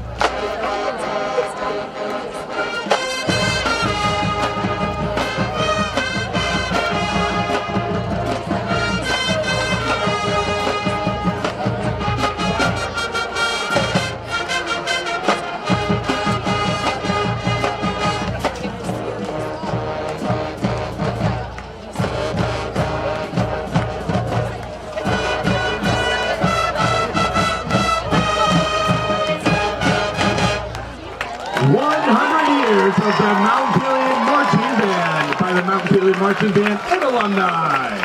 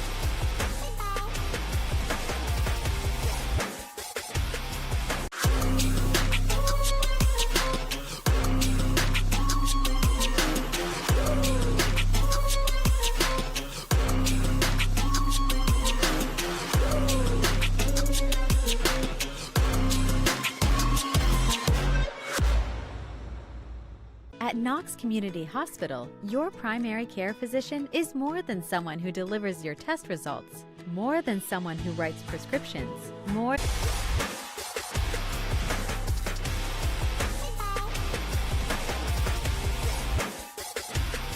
At Knox Community Hospital, your primary care physician is more than someone who delivers your test results, more than someone who writes prescriptions, more than someone who listens to your heart.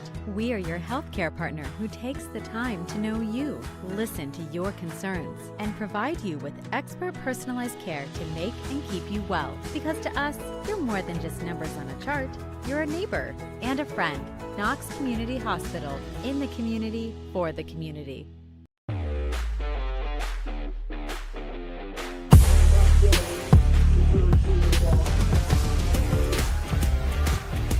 All right, glad that you are with us for our halftime show brought to you by Avita Home Health and Hospice. With Scott Cameron, I'm Kirk Richards, 16-7. The home Mount Gilead Indians with the lead on the visiting East Knox Bulldogs. And competitive in many ways, particularly as we look at the numbers. But bottom line is the home team is in shape to try to stay undefeated tonight. Right, and you see, obviously the total yards, there's a difference. And we're not surprised to see the rush yards, obviously, benefiting Mount Gilead. That does not surprise me. Then the two things that surprise me. First of all, that big double-digit pass yards And Mount Gilead, right? They hung 2 numbers there. That I was not expecting that, and it was a big gain, and it led to a touchdown, right? But the other thing, penalties. Even though the penalties are even, the penalty yards are relatively even, it's been the timing of some of these penalties has just been crippling. It's really hurt East Knox the most. Just moving the ball. And you know, at the beginning of the game, East Knox came out swinging, which I expected they would, and they were benefiting, and there were some fouls by Mount Gilead, but East Knox was going to score anyway on those, right? So there were 2 really moderately inconsequential penalties, but the East Knox penalties have just been crippling them, but they're still in this game, Kirk, 16-7, and the only problem is East Knox is going to start with the ball, or I'm sorry, Mount Gilead's going to start with the ball.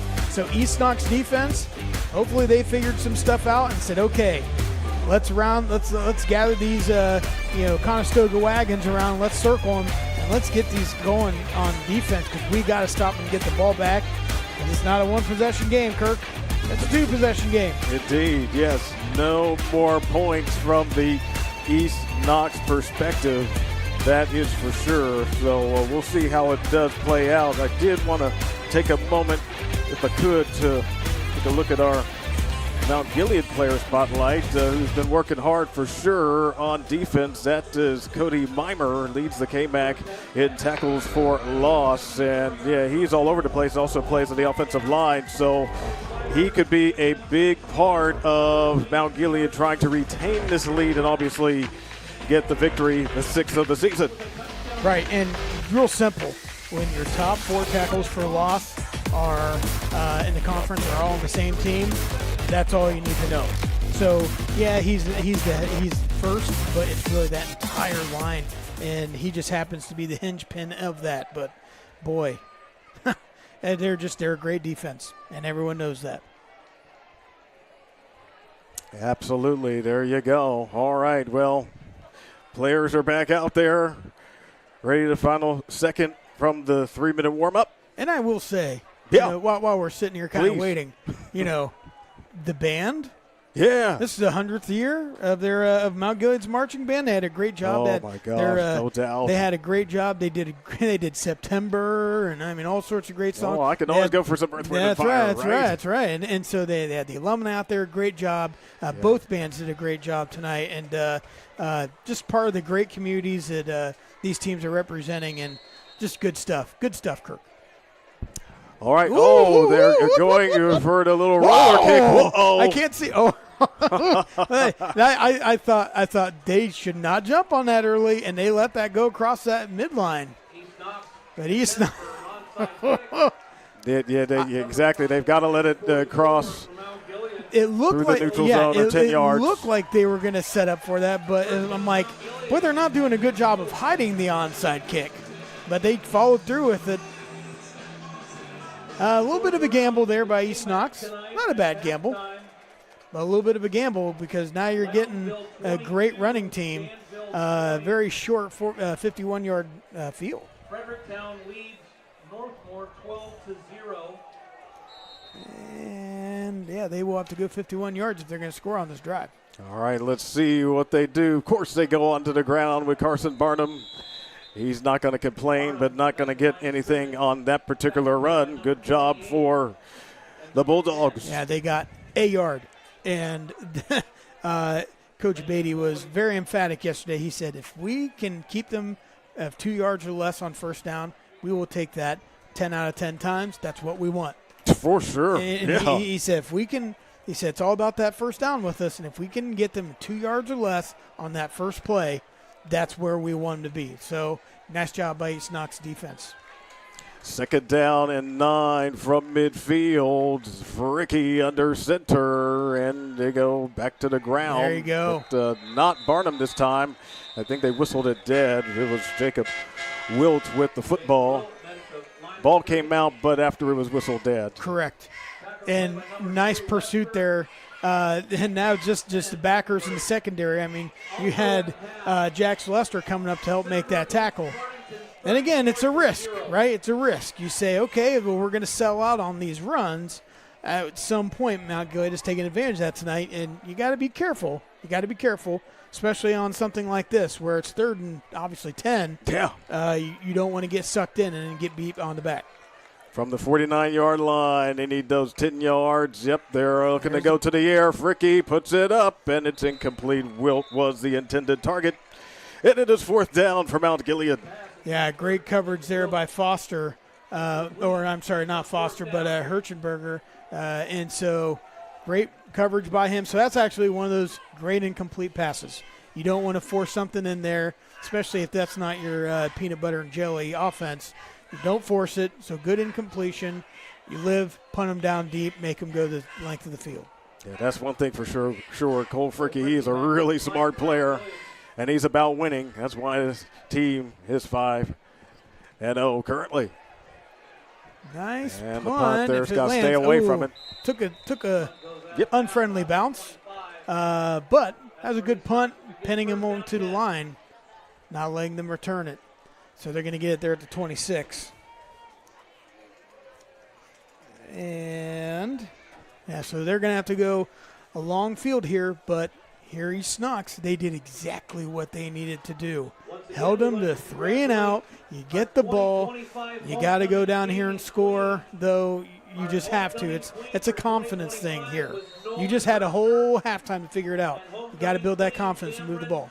1st and 10, 26-yard line. Here we go. Boyd, there's your guy. Oh, it gets away from Mimer, but Lane Reiser is able to finish him off and make the tackle. Here we were just talking about Mimer and his ability. He didn't finish the tackle, but, I mean, you're trying to slow down Landon Boyd. That's a hard thing to do with that big of an engine. And that's why you got teammates. Yeah, great gang tackle on the back end of that by not 1, not 2, but 3.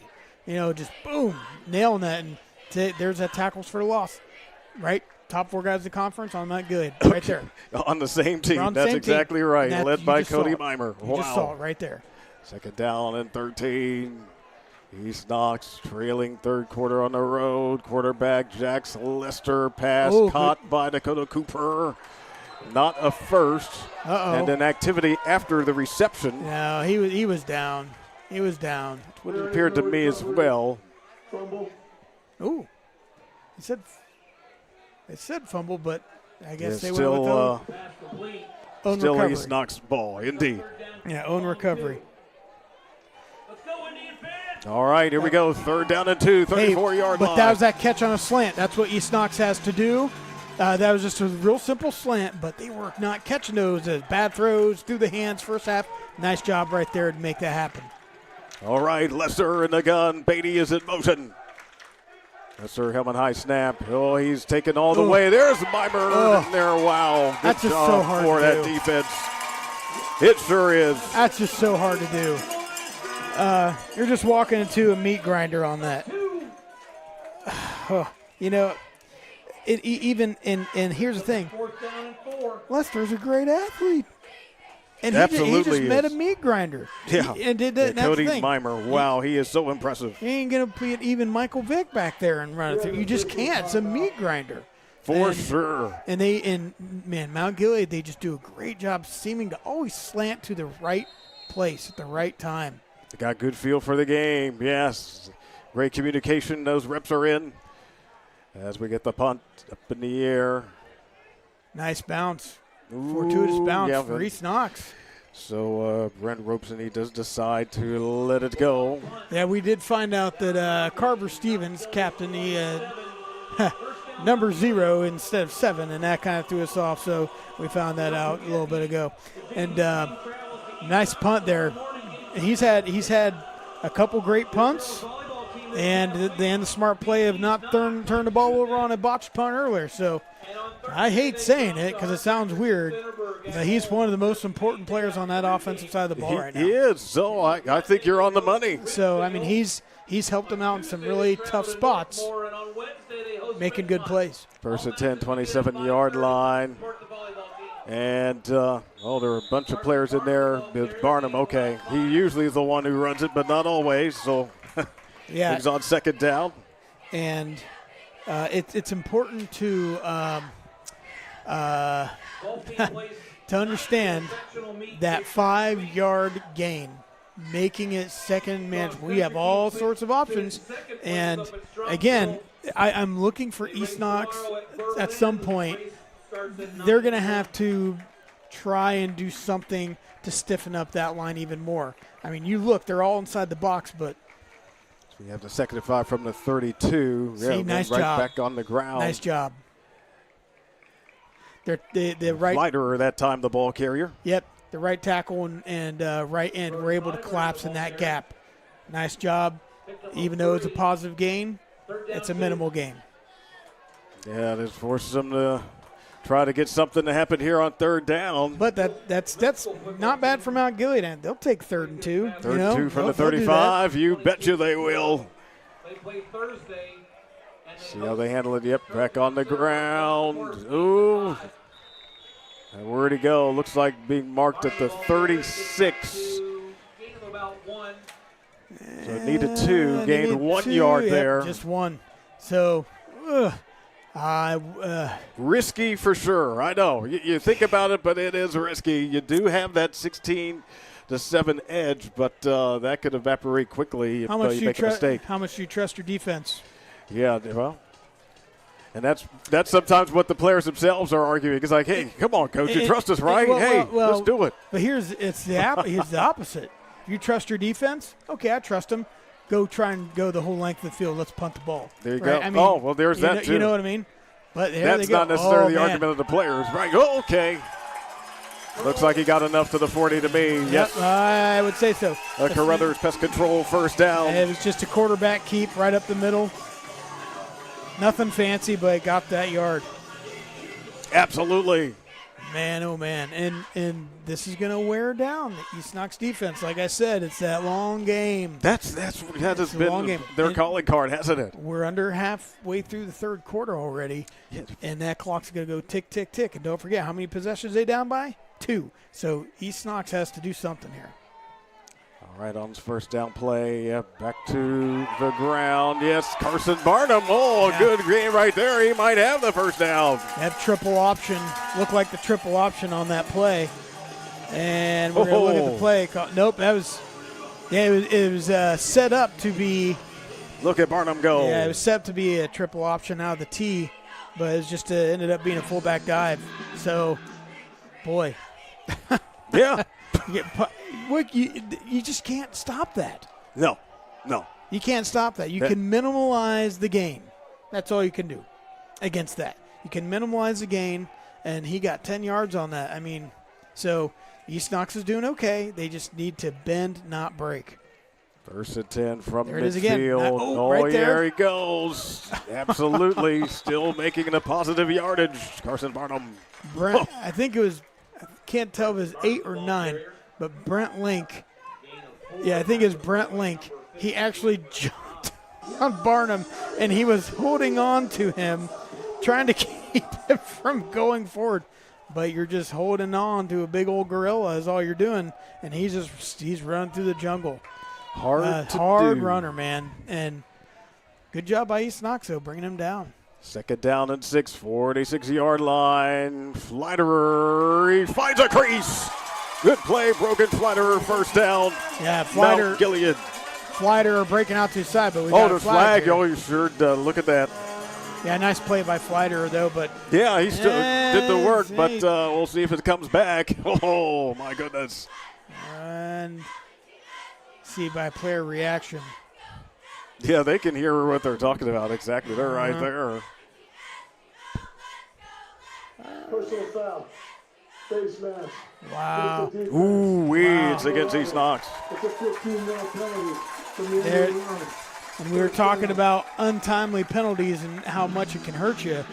That's an unfortunate penalty for East Knox. That just, you're kind of bending, not breaking on defense, but now you've really pinned yourself back a little bit.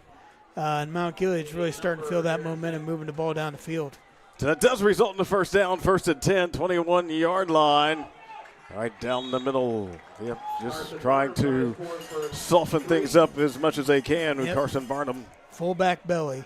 You know, I liken the Mount Gilead running game to chewing 3-day-old cold pizza. You get to that crust and you just chew and you chew and you chew and you chew and you chew and you chew again, and you're just like, how is this even going to break up? This can't even break up. But it always happens, and it still works. As long as you don't give up. That's right. And they just keep going, and it's just chunk, chunk, chunk.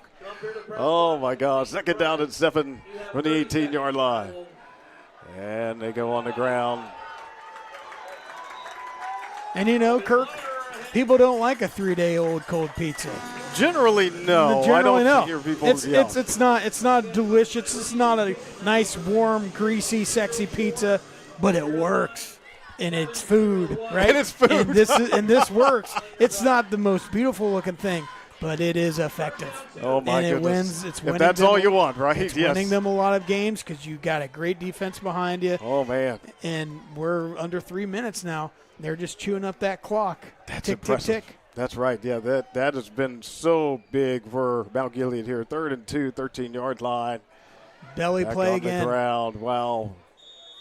Yeah, they'll continue to work the timer here. I'm wondering at some point when will Cole Fricky pull that ball out of the belly and run around. They give it to him and have almost a quarterback by committee run.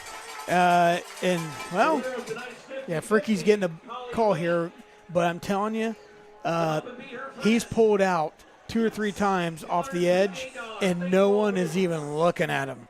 I wouldn't be surprised. You got some plays here. Look for something like that to happen because they've been setting that up, it seems. We'll see what happens, but don't be surprised if that happens. 1st and goal, 10-yard line. And the move here, and ooh. Flighter, yeah, he almost got there. He got inside the 5, so not a bad play. Yards after contact by Flighter right there, and he's had 2 great runs to the left side of that line. That really seems to be softening up, and this is where you're starting to see those dividends, Kirk. That's where we're starting to see the gains. We are in the investment game. We're starting to see a lot of gains because of that softening, and it just keeps working. It's a good recipe. Yes, it is. All right, well, 2nd and goal from the 4 this time. And Fricky's just kept it, yeah. And see if they're going to be able to keep it alive long enough to get through. No. Yeah, he stopped it around the 1. He kept it, and he turned around. He's like, oh, crap, there's no opening. Right. So he hold on to the ball now. So he's just trying to hit an A-gap and try and fall in the end zone. And, yeah. So they kind of tried to do something like that, but that didn't look like it worked how they had hoped. It's hard to run that play when you are down by the goal line. Everything's just too compact. There's not enough space. We're in the final minute of this 3rd quarter. 3rd and goal from the 2. I know. Gilead just dominating on the ground game. Under center, Fricky has it. Gives it to Barnum. Can he burrow through? Oh, they don't give it to him. No, wow. He's ruled down. Oh my God! If I were Mount Gilead, I would not run another play this quarter. Just keep bleeding the clock. East Knox, though, man, great stand. Give it to East Knox for their goal line defense. All the linemen went straight down, and they got as low, and those pads won. Way to hold them on that. That's great defense by East Knox. Give credit where credit's due, man. Yeah, and just as you noted, they have no interest in going that direction anymore. No, they're not quitting. They're going to go the other way when we start for the 4th. Wow, what a game we've got going on here, and we can't call who's going to win it, but right now it is Mount Gilead with the 16-7 lead. Back for the 4th on the OH Report.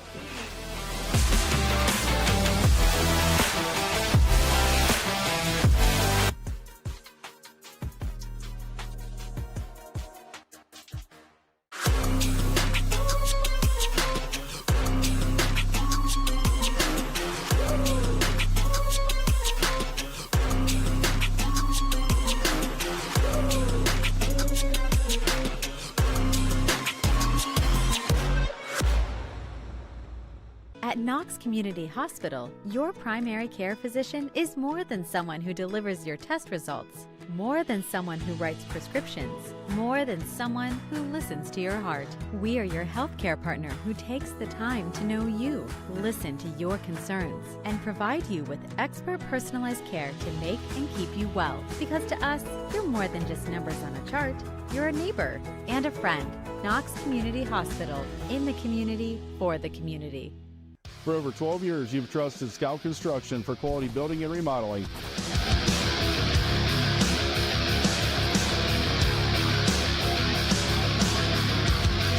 Now we're proud to offer expert excavation services to start your project off right.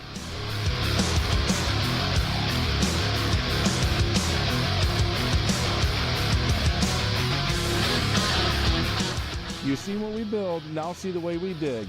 Experience the Scout Construction difference.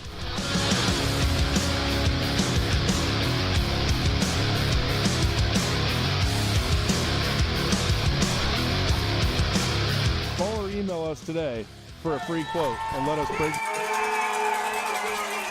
Yeah, we're back here, folks. A little bit late in the coming back off the commercial, but it was nothing super fancy. It was just a belly right up the middle. Keeper and Barnum, right? Yep. Carson Barnum. All right. That's it was.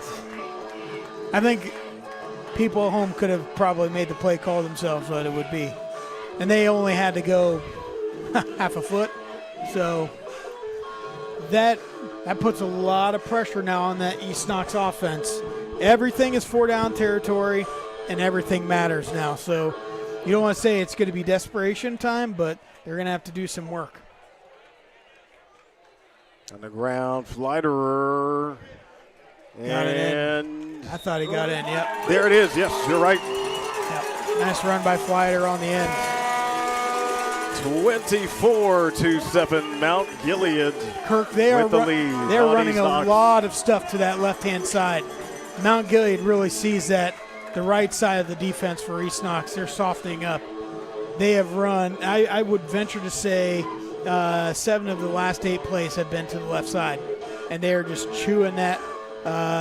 They're just letting their left guard and tackle just take over the game and create pathways for different runners. Whereas Barnum, Flider, it doesn't matter.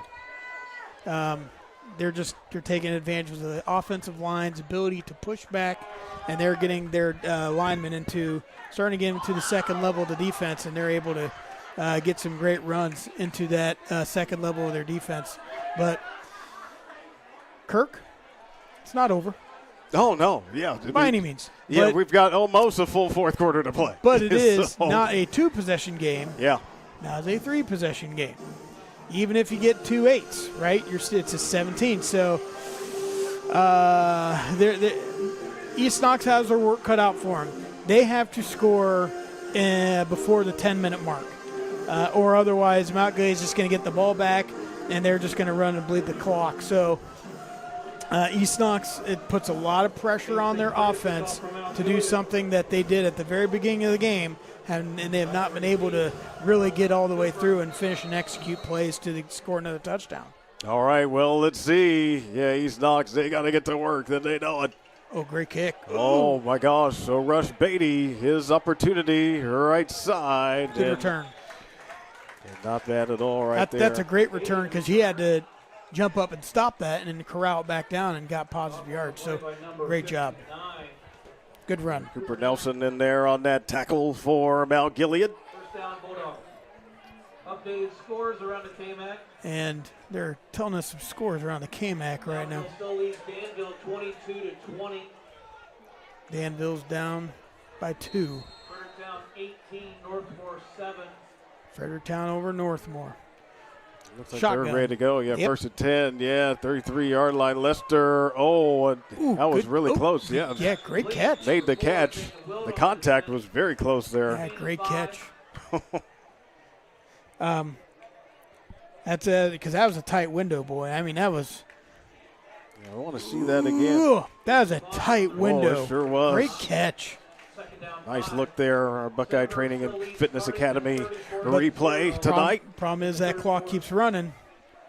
And I don't see a lot of emergency, but Good fake. And puts it in. Oh! And it's incomplete for Dakota Cooper. He was trying it almost. Yeah, it seemed to be on the money. Just couldn't quite bring that one in. Yeah, it's a hitch go by Cooper. And he was open and just fell. Just can't corral that in. And that's happened to him a couple times tonight. Just not being able to bring that ball in. And just, it's frustrating, but you keep going. You keep going if you're East Knox. You're not dead yet. Keep going. You're still 3rd and manageable. 3rd and 5 from the 39-yard line. Yeah, very manageable, especially for Jack Lester. Pass. Ooh, that one is a little bit low, going for Cooper once again. So, yeah. That's not typically how things generally work out for them, particularly on offense like that. I don't know. I'm not quite sure what to say. I'm a bit stuck on that one. I know. That was a short out. It was decent coverage. Yeah, I mean, it's hard to blame the receiver on that one. Just tough throw, not the best throw, but it was tough coverage. 4th and 5, 39-yard line. All right. They are going. Lester steps up. It's incomplete. Not able to get through. Caden Sinclair, excellent defense for the Indians. It is a turnover on downs. Yeah, I don't believe he saw the middle backer on that, and he just stepped right in and hit it with his hand. Good throw by Lester. Just I don't know if he really saw him, and he kind of felt like he had to make that throw. He had to, right? It's 4th down. And giving the ball right back to Mount Gilead on your own end of the field. And you know those East Knox players they're a little gassed right now. So. Absolutely. Oh, my gosh. Let's see it here. 1st and 10. At the 39-yard line. Yeah, of course, back on the ground. Barnum. And he gets a nice crease, and then he forces through the rest. That's the way you got to do it. And it's 4th quarter time. This is when he really wears them down. Correct. And this is where they start to spread their wings a little bit. East Knox has done a great job trying to hold and hold and hold, but it's hard to stop that train. And like you said, this is the 4th quarter where that train starts rolling, and you're just not getting any friction from the tracks. It's hard. So it'll be 2nd down on that one. All right. Back on the ground. Yep. Well, he looks like he got it right there. Yeah, past the 25-yard line. Yeah. Yep, so there's the 1st down. East Knox doing the best they can, but they're gassed. They're gashed. And Mount Gilead they're just the bigger, stronger, more experienced team right now, and they're showing it, and they're showing their mettle right here. East Knox doing the best they can. It's not done. Again, it's still not done. There's still plenty of time. Let's say if Mount Gilead kicks a field goal or whatever, it's still a 3-possession game. It's a matter of clock time that's going to be hurting East Knox. 1st and 10, 24. Oh, it looks like there is some movement. Maybe an encroachment call here. Yep. Dead ball. Encouragement. Yep. It is. There's 2 guys, and you know, Coach Beatty was talking about the aggression of Mike Reed's defense, and maybe able to take advantage of that. And right there, you saw Coach Reed take advantage of Beatty's aggressive defense, and they're just wanting to make a play, Kirk, and it gets dangerous. 1st and 5, 19-yard line. Let's go. Let's see it. Barno, he's free. And that is the 19-yard touchdown for Carson Barnum. Yep. No, it was just real simple. He just found a crease, ran through it, right into the end zone, and making it 30, potentially 32-7. I don't want to say that's the nail in the coffin, but you're rearing the hammer back. Yeah, that's pretty tough. And East Knox, the game's not done though. They got to keep playing. And for the 2. Oh yeah, give him the 2. So the reality is Carson Barnum, his 3rd rushing touchdown of the night. Wow. 19 yards right there, his 10th of the season. And the Indians, they're up 32-7 in the 4th.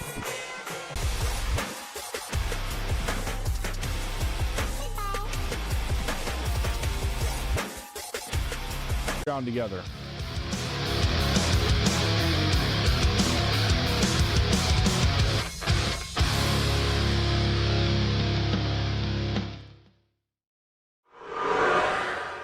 At American Homestead Exteriors, we're more than a business. We're a father-daughter team with a shared mission to protect and beautify the homes in our community. We believe your home deserves top quality service and products. From the first nail to the final walkthrough, we take pride in doing the job right. The first time, every time. Integrity, craftsmanship, and customer service aren't just words to us. They're the foundation of everything we do. American Homestead Exteriors. Strong, reliable exterior solutions. Built with pride, built for you. This is Jonathan Langdon.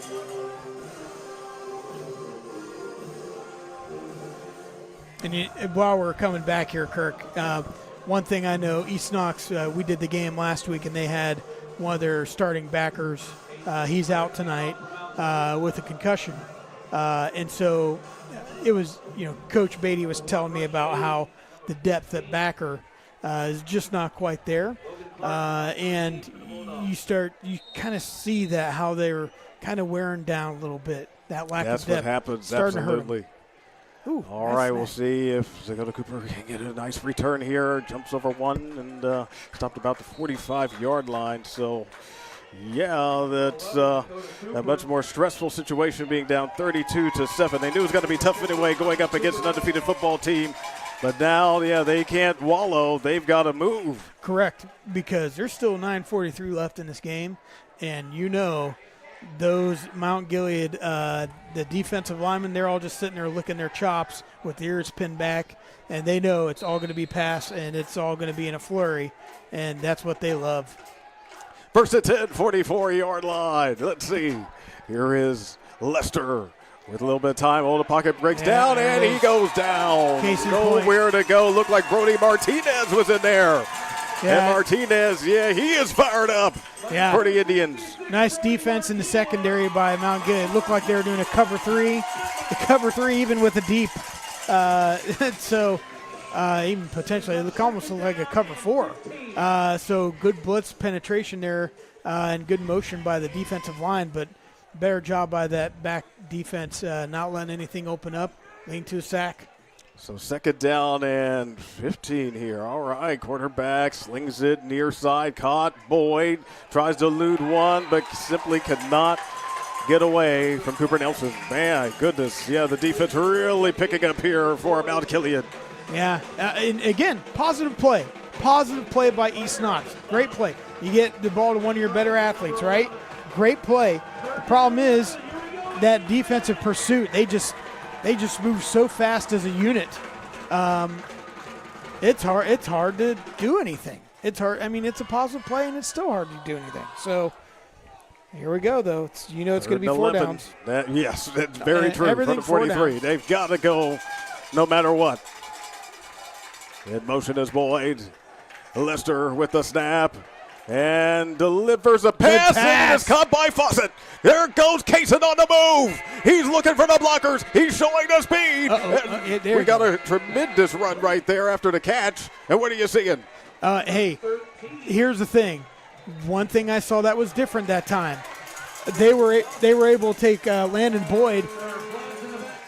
Oh, flag. Hold.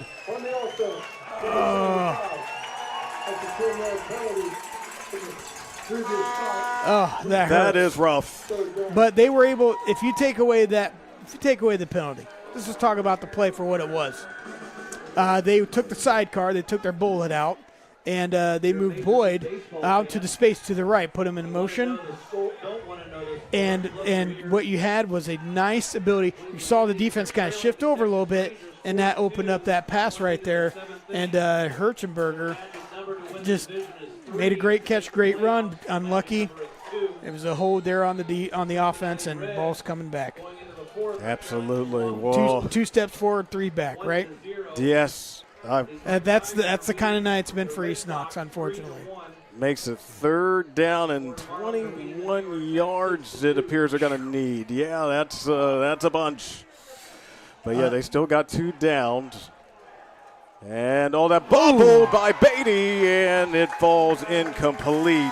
good try, but now they're down to fourth down. The hardest thing to do as a wide receiver is catching the ball right in the middle of the field.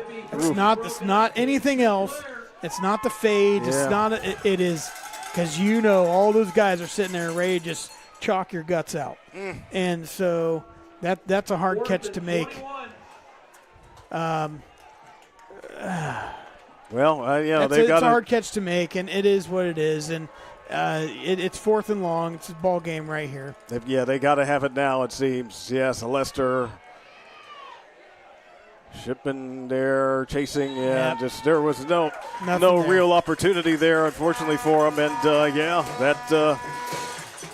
that turns it over on downs, gives the ball right back to Mount Gilead with 7:54 to go in the fourth. The Mount Gilead Indians looking to improve to 6-0, and we looked at the computer rankings, number 2 in Region 23, behind Grandview Heights and ahead of Colonel Crawford. Yeah, and barely ahead of Colonel Crawford, but Crawford's a great program to be ahead of them, ranked and everything else. That's quite a feat. That just speaks in testament to what Coach Reed's been able to do with this program, and these players being able to not only do and execute, but help lead themselves. First and 10, 34-yard line. Ricky heads off. We get a whistle. What happened there? He runs off, but then they whistle it dead. Oh, okay. Well, there you go. Well, that stay disciplined. Yeah. That penalty is a mistime penalty by East Knox, and here we got a penalty on Mount Gilead. But now it looks like we're gonna have a penalty on East Knox. They didn't like what Coach Beatty had to say. I don't know. We'll find out what this one's about unless they pick it up. Oh my gosh. On the defense, head coach is first charged one. Wow. 15-yard penalty. First down. He's frustrated, and but you know what? The players, they know that their coach is backing them, and they're still fighting. They're not quitting, Kirk. They're not quitting, and you got to That is very true. Yeah, their fight is absolutely there. You nailed that. No doubt about it. And here's the thing. You got to look at, if you're East Knox, you're thinking, okay, what did they do to Fredericktown? What are they doing to us? It gives you hope. It's just, man, Mount Gilead's a buzzsaw, man. They just are. First and 10, back on the ground with Barnum. Yeah, they're just going to work it as much as they can here. 7:15 to go in the fourth quarter. Hey, why not? Yes, and okay, and here's the thing. If you are Mount Gilead right here, yes, you run the clock, and you keep everyone healthy. That's super critical because next week you got Centerburg. Oh yeah, and that is the star game of the schedule now. It is. Everybody's going to be looking forward to that one for sure in this area. Being smart and healthy is really important for Mount Gilead right here. Second down and 8, right back to Barnum. Yep, he's just looking to bruise him. Yep, and here's the other thing. East Knox moving forward. They got to go to travel and play at Northmore next week, and they want to be healthy too. Hopefully, it depends on Ray Arnold being able to come back and make a comeback, and that would help their defense a lot. Good point. And man, they're 1-5. I wouldn't want to play them. They have they got Jax Lester back there. He can still play. They're a tough team, man. That's true. They're a tough team. It's just 3rd and 1. Yeah, 14-yard line. Fricky going on the ground. And she really marked it. Wasn't enough. Yes, it was. Yep. Just keep on plowing towards the goal line. And this is a good time. Maybe even sneak in some JV players, some younger players. Yeah, get them on. Get them on. Keeps your guys healthy. Keeps your starters healthy. Keeps them some important experience against a good team like East Knox and learning how to finish a game and everything else. So 1st and 10 from the 12. Yeah, we'll see who gets it this time. And the whistle. Yep. False start. Yep. Dead ball. Full start. Offense. Number 4. Yep. 5-yard penalty. And, you know, those are things that, you know, still things to work on. And you can imagine Coach Reese saying, like, hey, you know, good win here. I know it's not official yet, but, you know, we cannot afford to do that next week. So we've got to tighten it up. Yeah, Coach Reed is really big on doing your job. And their job right now is to be disciplined and finishing the game. And so, yeah, that's going to be a talking point this week because you can't do that next week in Centerburg. Right. 15 from the 11, and Bo Sayers getting a touch there for the Indians. Because, again, you're going to Centerburg next week. You are facing a wrecking ball of an offense, a wrecking ball, literally. You know, they're getting 37.2 points a game. We're doing that game. Yes. Oh, yeah. You know I'm it. excited. Oh, absolutely. I mean, that's, you know. It's going to be a huge one. 2 heavyweight fighters. We're not done here yet, but so. Yeah, got to finish it out. That's you got to finish it out, and part of that is finishing strong here. 2nd and 14 from the 15. Yeah, run play. Jacob Wilt. Oh, and he goes. Did he stay in bounds, or we'll see? I couldn't he tried to see stay in bounds, but he was written out. Well, they have stopped the clock, so he was ruled out. Yeah, I know. He's trying to stay in. Everything great except staying in bounds. Yes, stay exactly. in bounds. But even though those are coaching moments, right, that Coach Reed can make, like, hey, what are you doing? Slide. That's right. Yeah. Slide. We don't need the yards. We don't need the points necessarily. We want the time. Yes. Run the clock out. For sure. Because now you're going to have to run another play or two. Maybe you didn't have to. 3rd and 9 from the 11. They're in the red zone. Like the Sayers, yeah. So he's the one getting the work right now. Hey, okay. Listen, East Knox hasn't quit. That's right. They made 3 great plays there. True. Defensively. They did not quit. Give credit where it's due once again. The East Knox team has not quit. Those Bulldogs are still gnawing away. So good for them. And if they can get a stop here, you know, they're playing for pride right now. They're not happy. You know, we saw that Coach Beatty was saying something, and so the players are feeling that pressure too. Of, you know, there's a lot of pride written on the front of that shirt, and you want to represent and not quit. 4th and 7 from the 9, could possibly get a first down, and on a keeper, Fricky. Forget about a first down. It's a touchdown. That's the play. Mount Gilead. That's the play I was telling you was going to be coming there, Kirk. Wow. It was the fake. He kept the ball, and he went around. That's exactly, you knew it was just a matter of setting it up. 9 yards there for Fricky. And now I believe we're going to have a running clock. So yeah, 30-point lead. That's exactly how it works in the second half of a game. So, so it's already running right now. So,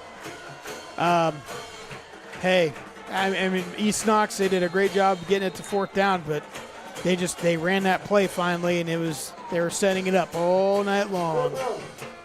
Earlier substitution, offense, number 52. The 5-yard penalty. We play down. Again, a penalty. Be a coaching moment. Another $20 donated to the. Oh well, yes, that is true.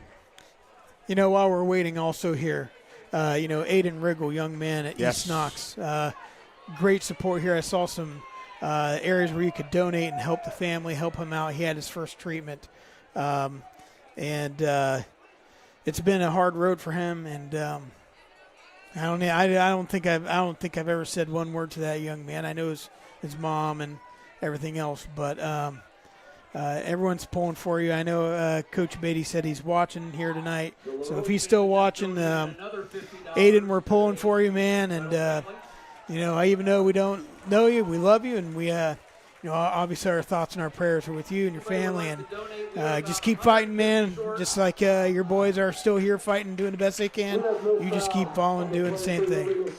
Absolutely. I love it that the entire KMAC community and beyond has stepped up for Aiden Riggle. And, just a reminder that, football is a community, and there's also a lot more to life than the game. It's just a game, man. It's just a game. And it's always a reminder, sport is just an avenue. That's all. Sport's just an avenue. Another anonymous donor donated another $40. All right. Letter on the hole. Martinez with the kick. Ooh. And it is good. Wow. Brody Martinez, he is popular here in Mount Gilead. That was I now know why they go for two a lot. What are you saying? I'm just saying, the kick was. Well, you know what's interesting? Okay. If my numbers are right, that was only his second attempt. Right. And so he's 2 for 2. Hey. Wow. So when his number is called to do it, he does it. But who am I then? Who am I to say? Oh, right. Yes. They don't want to maybe tire out his leg too much. That's right. Because he does so many other things on the football field. But when they need it, I know he can do it. The golden boot is ready. Yes, it is. Not everyone can be a Nick Lowry or Gary Anderson. It's good for him though, making that. And again, they've got homecoming. And it's about. I know Coach Reed's going to be preaching about wise decisions this week. And Coach Beatty was talking about how East Knox homecoming was last week and said our guys made good decisions and we're proud of them for that. And, Coach Reed's wanting that for his boys, so they're ready and focused on Centerburg. For sure. It gets by. Smart move. Smart move. Clark just lands on it. Yeah, smart move do by what Clark. You got to do. Don't be crazy with it. Just fall on it and you're living to play again. So it's not going to be much time left here. So yes, you might get one or two plays. Yeah, that's going to be about it. It does seem. Yep. So 1 or 2 plays, and seeing how things go here. At this point, if you're East Knox, you want to end on a good note. Get some positive plays. Not touchdowns, not anything. Just get some positive plays. Just make yourself feel good. Know that you can do stuff. Yeah, see if they can get something here as time winds down. And there you go. Yeah, just staying on the ground positive with play. It. Yeah, not going to mess around. Yep. Yeah. Positive play. They'll have to regroup. They know it. It's been a challenging season. Some games closer than others. Obviously, last week is a 1-point game versus Cardington-Lincoln. And, the Bulldogs falling there. Tonight, much different story. Sure. Down 32. So Sure, but they represented well. Mount Gilead, their game plan just worked of wearing him down, and it worked in the end. In the second half, they just took off. It was 16-7 at halftime. Absolutely. So, right? So their plan just worked. Well, that will do it for tonight. It is a victorious night for the Mount Gilead Indians as they improve to 6-0, the only undefeated team remaining in the Knoxboro Athletic Conference. Yeah, you got to give credit where credit's due. And I tell you what, I don't want to say I was surprised at the score. I'm surprised at how well Mount Gilead was able to have their way with that potent offense and Jax Luster. And just the ability, because that's one of the better offensive weapons in the league, and they were able to make him not successful as he would like to be. Well, we're going to get into it in our post game. We'll have some stats, and of course, our MVP upcoming. Again, it is Mount Gilead 39. Hold on, Kirk. Yes. This is important. Here's what we're seeing. This is what high school sports is about. They're all coming together. Both these teams representing their school right here on a homecoming night. Both these teams, they gave their congratulatory high fives, salutations, but they're all coming together with one cause right now, And I think that right there, that picture is what high school sports is about. So Coach Beatty's talking. I'm sure he's giving an update on Riggle and everything's going on. So that is, if that is a picture you want to remember tonight, I know people want to remember a scoreboard, but in the end, that's the thing that really matters the most at the end of the day. Well said. A beautiful picture for sure. We'll be back with our MVP in just a moment on the OH Report, live and free.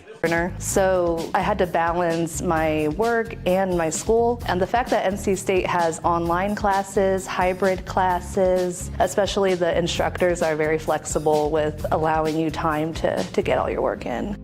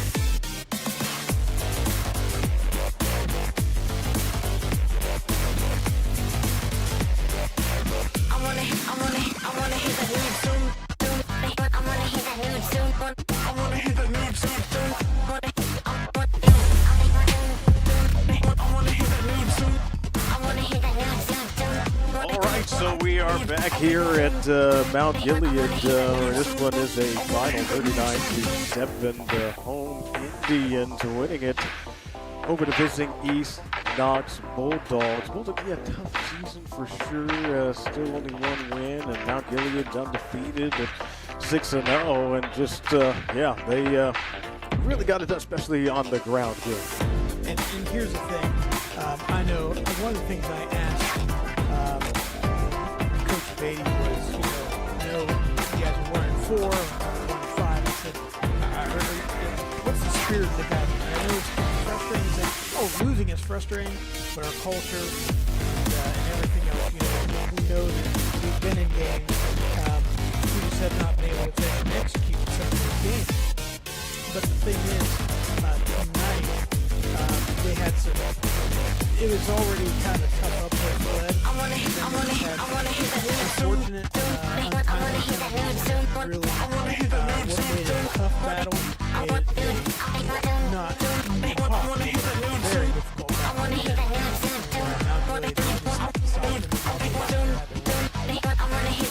Yeah, that's kind of how it went down in this one. And, you know, that's what I look at with Mount Gilead. It's just that type of football team that is really able to grind it out against any type of competition. And then, hey, you know, you're going to have to deal with, especially Barnum. These are so impressive. Right, and there is in order to beat, you know, and I'm looking at Mount Gilead. You know, if I were to design something or if there's a team that you're going to have someone, you're going to have to do something, you're going to have to block. Their line is too good, but you're going to have to attack vertically, and you're going to have to work out time to do that.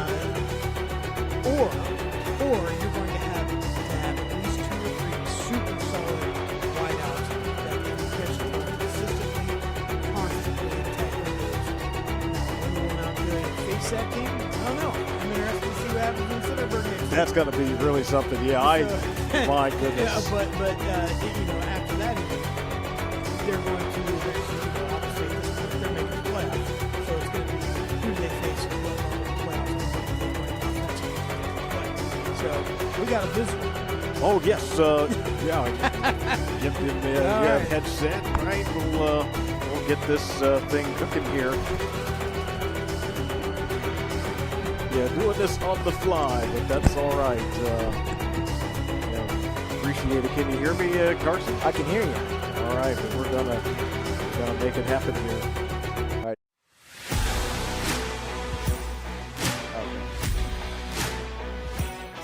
All right, so here we are with our North Central State College MVP of the game, and yes, it is Carson Barnum. And Carson, of course, we spoke week 2 with the victory that you had versus Upper Sandusky, and you told me then that, hey, you know, just keep feeding me the football. I don't mind. I can take it. How you feeling now after this one where it's another grind? They knew you were going to get it. They kept hitting them, but you were hitting them right back in this contest. Oh, it feels great, man. And that first quarter or drive or so, they had a good game plan out there, but our offensive line and my lead blockers, Jacob Wilt and Brogan Flighter, they bust their tails, man. They figured it out. They talk every single play. That's the one thing I love about this team. They're never worried about what happened on the last play, good or bad. Yeah, can you give me a little more insight on how that works with the communication? Obviously, you being a senior, you are certainly a leader for this team. You mentioned Jacob Wilt. He is also a senior on this team, Brogan Flighter as well. So how does that sort of work out from the practice field out to the competition, making sure that you're on the same page? So it's actually, we just like pre-snap, he'll be like, hey, if this guy's slanting in, we'll go out here. And then throughout practice week, our Coach Reed has drilled scout team, like how to get it. And scout team gives a pretty good look. O-line, our talk, Mike Reed II, offensive line and offensive coordinator. I mean, he works his tail off every single day working on communication, how to do it. We have keywords for it. It's just great. Communication's key. Yeah, and it has worked out so well to the tune of 6-0. So you are the only undefeated team in the KMAC remaining, and at least from the outside, it appears that the revenge tour is going quite well.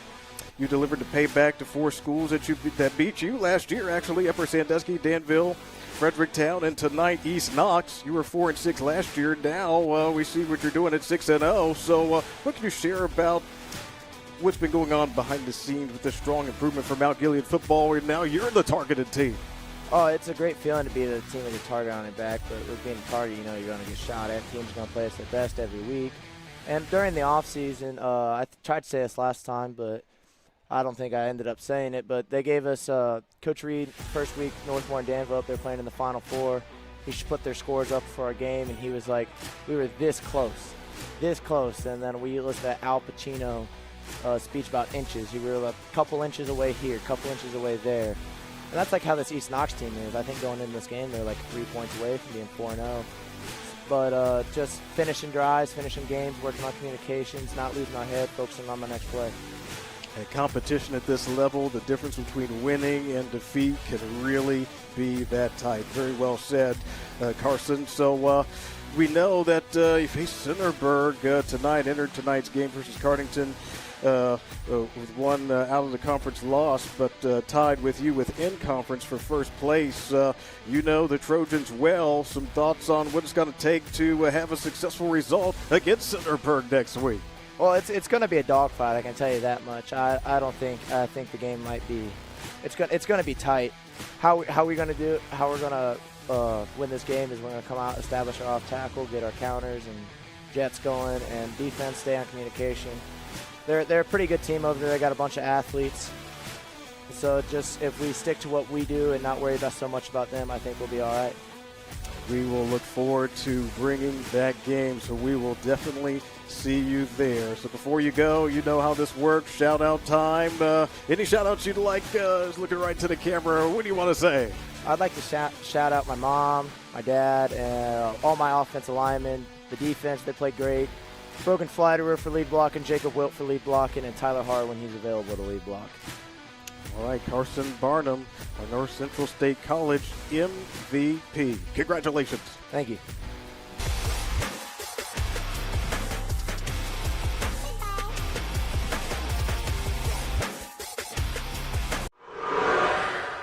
At American Homestead Exteriors, we're more than a business. We're a father-daughter team with a shared mission to protect and beautify the homes in our community. We believe your home deserves top quality service and products. From the first nail to the final walkthrough, we take pride in doing the job right. The first time, every time. Integrity, craftsmanship, and customer service aren't just words to us. They're the foundation of everything we do. American Homestead Exteriors. Strong, reliable exterior solutions. Built with pride, built for you.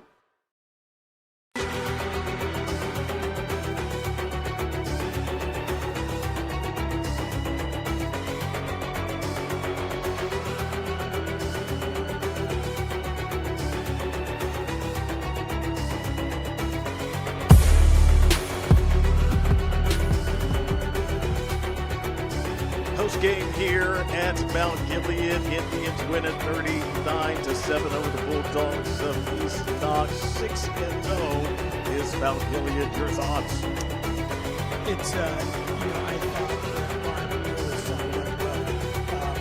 East Knox ran the plays in their first possession perfectly, and they kind of moved away from what worked at the beginning, whether by choice or force, both yes.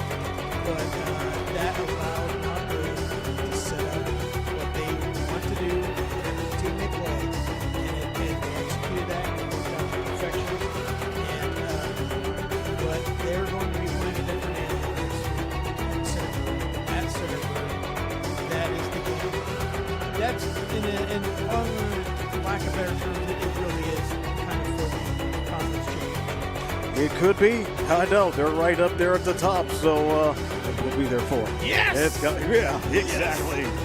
Before we get out of here, definitely want to thank our sponsors, Avita Home Health and Hospice, the End Zone Bar and Grill, North Central State College, Buckeye Training and Fitness Academy, American Homestead Exteriors, Knox Community Hospital, Scout Construction Services, and Brothers Pest Control. We appreciate you all. So it is done for tonight. Next week, as you mentioned, we will be at Center Road. Certainly, Dylan Farrell, thank you for your work on camera. Scott Cameron at my side on commentary and analysis.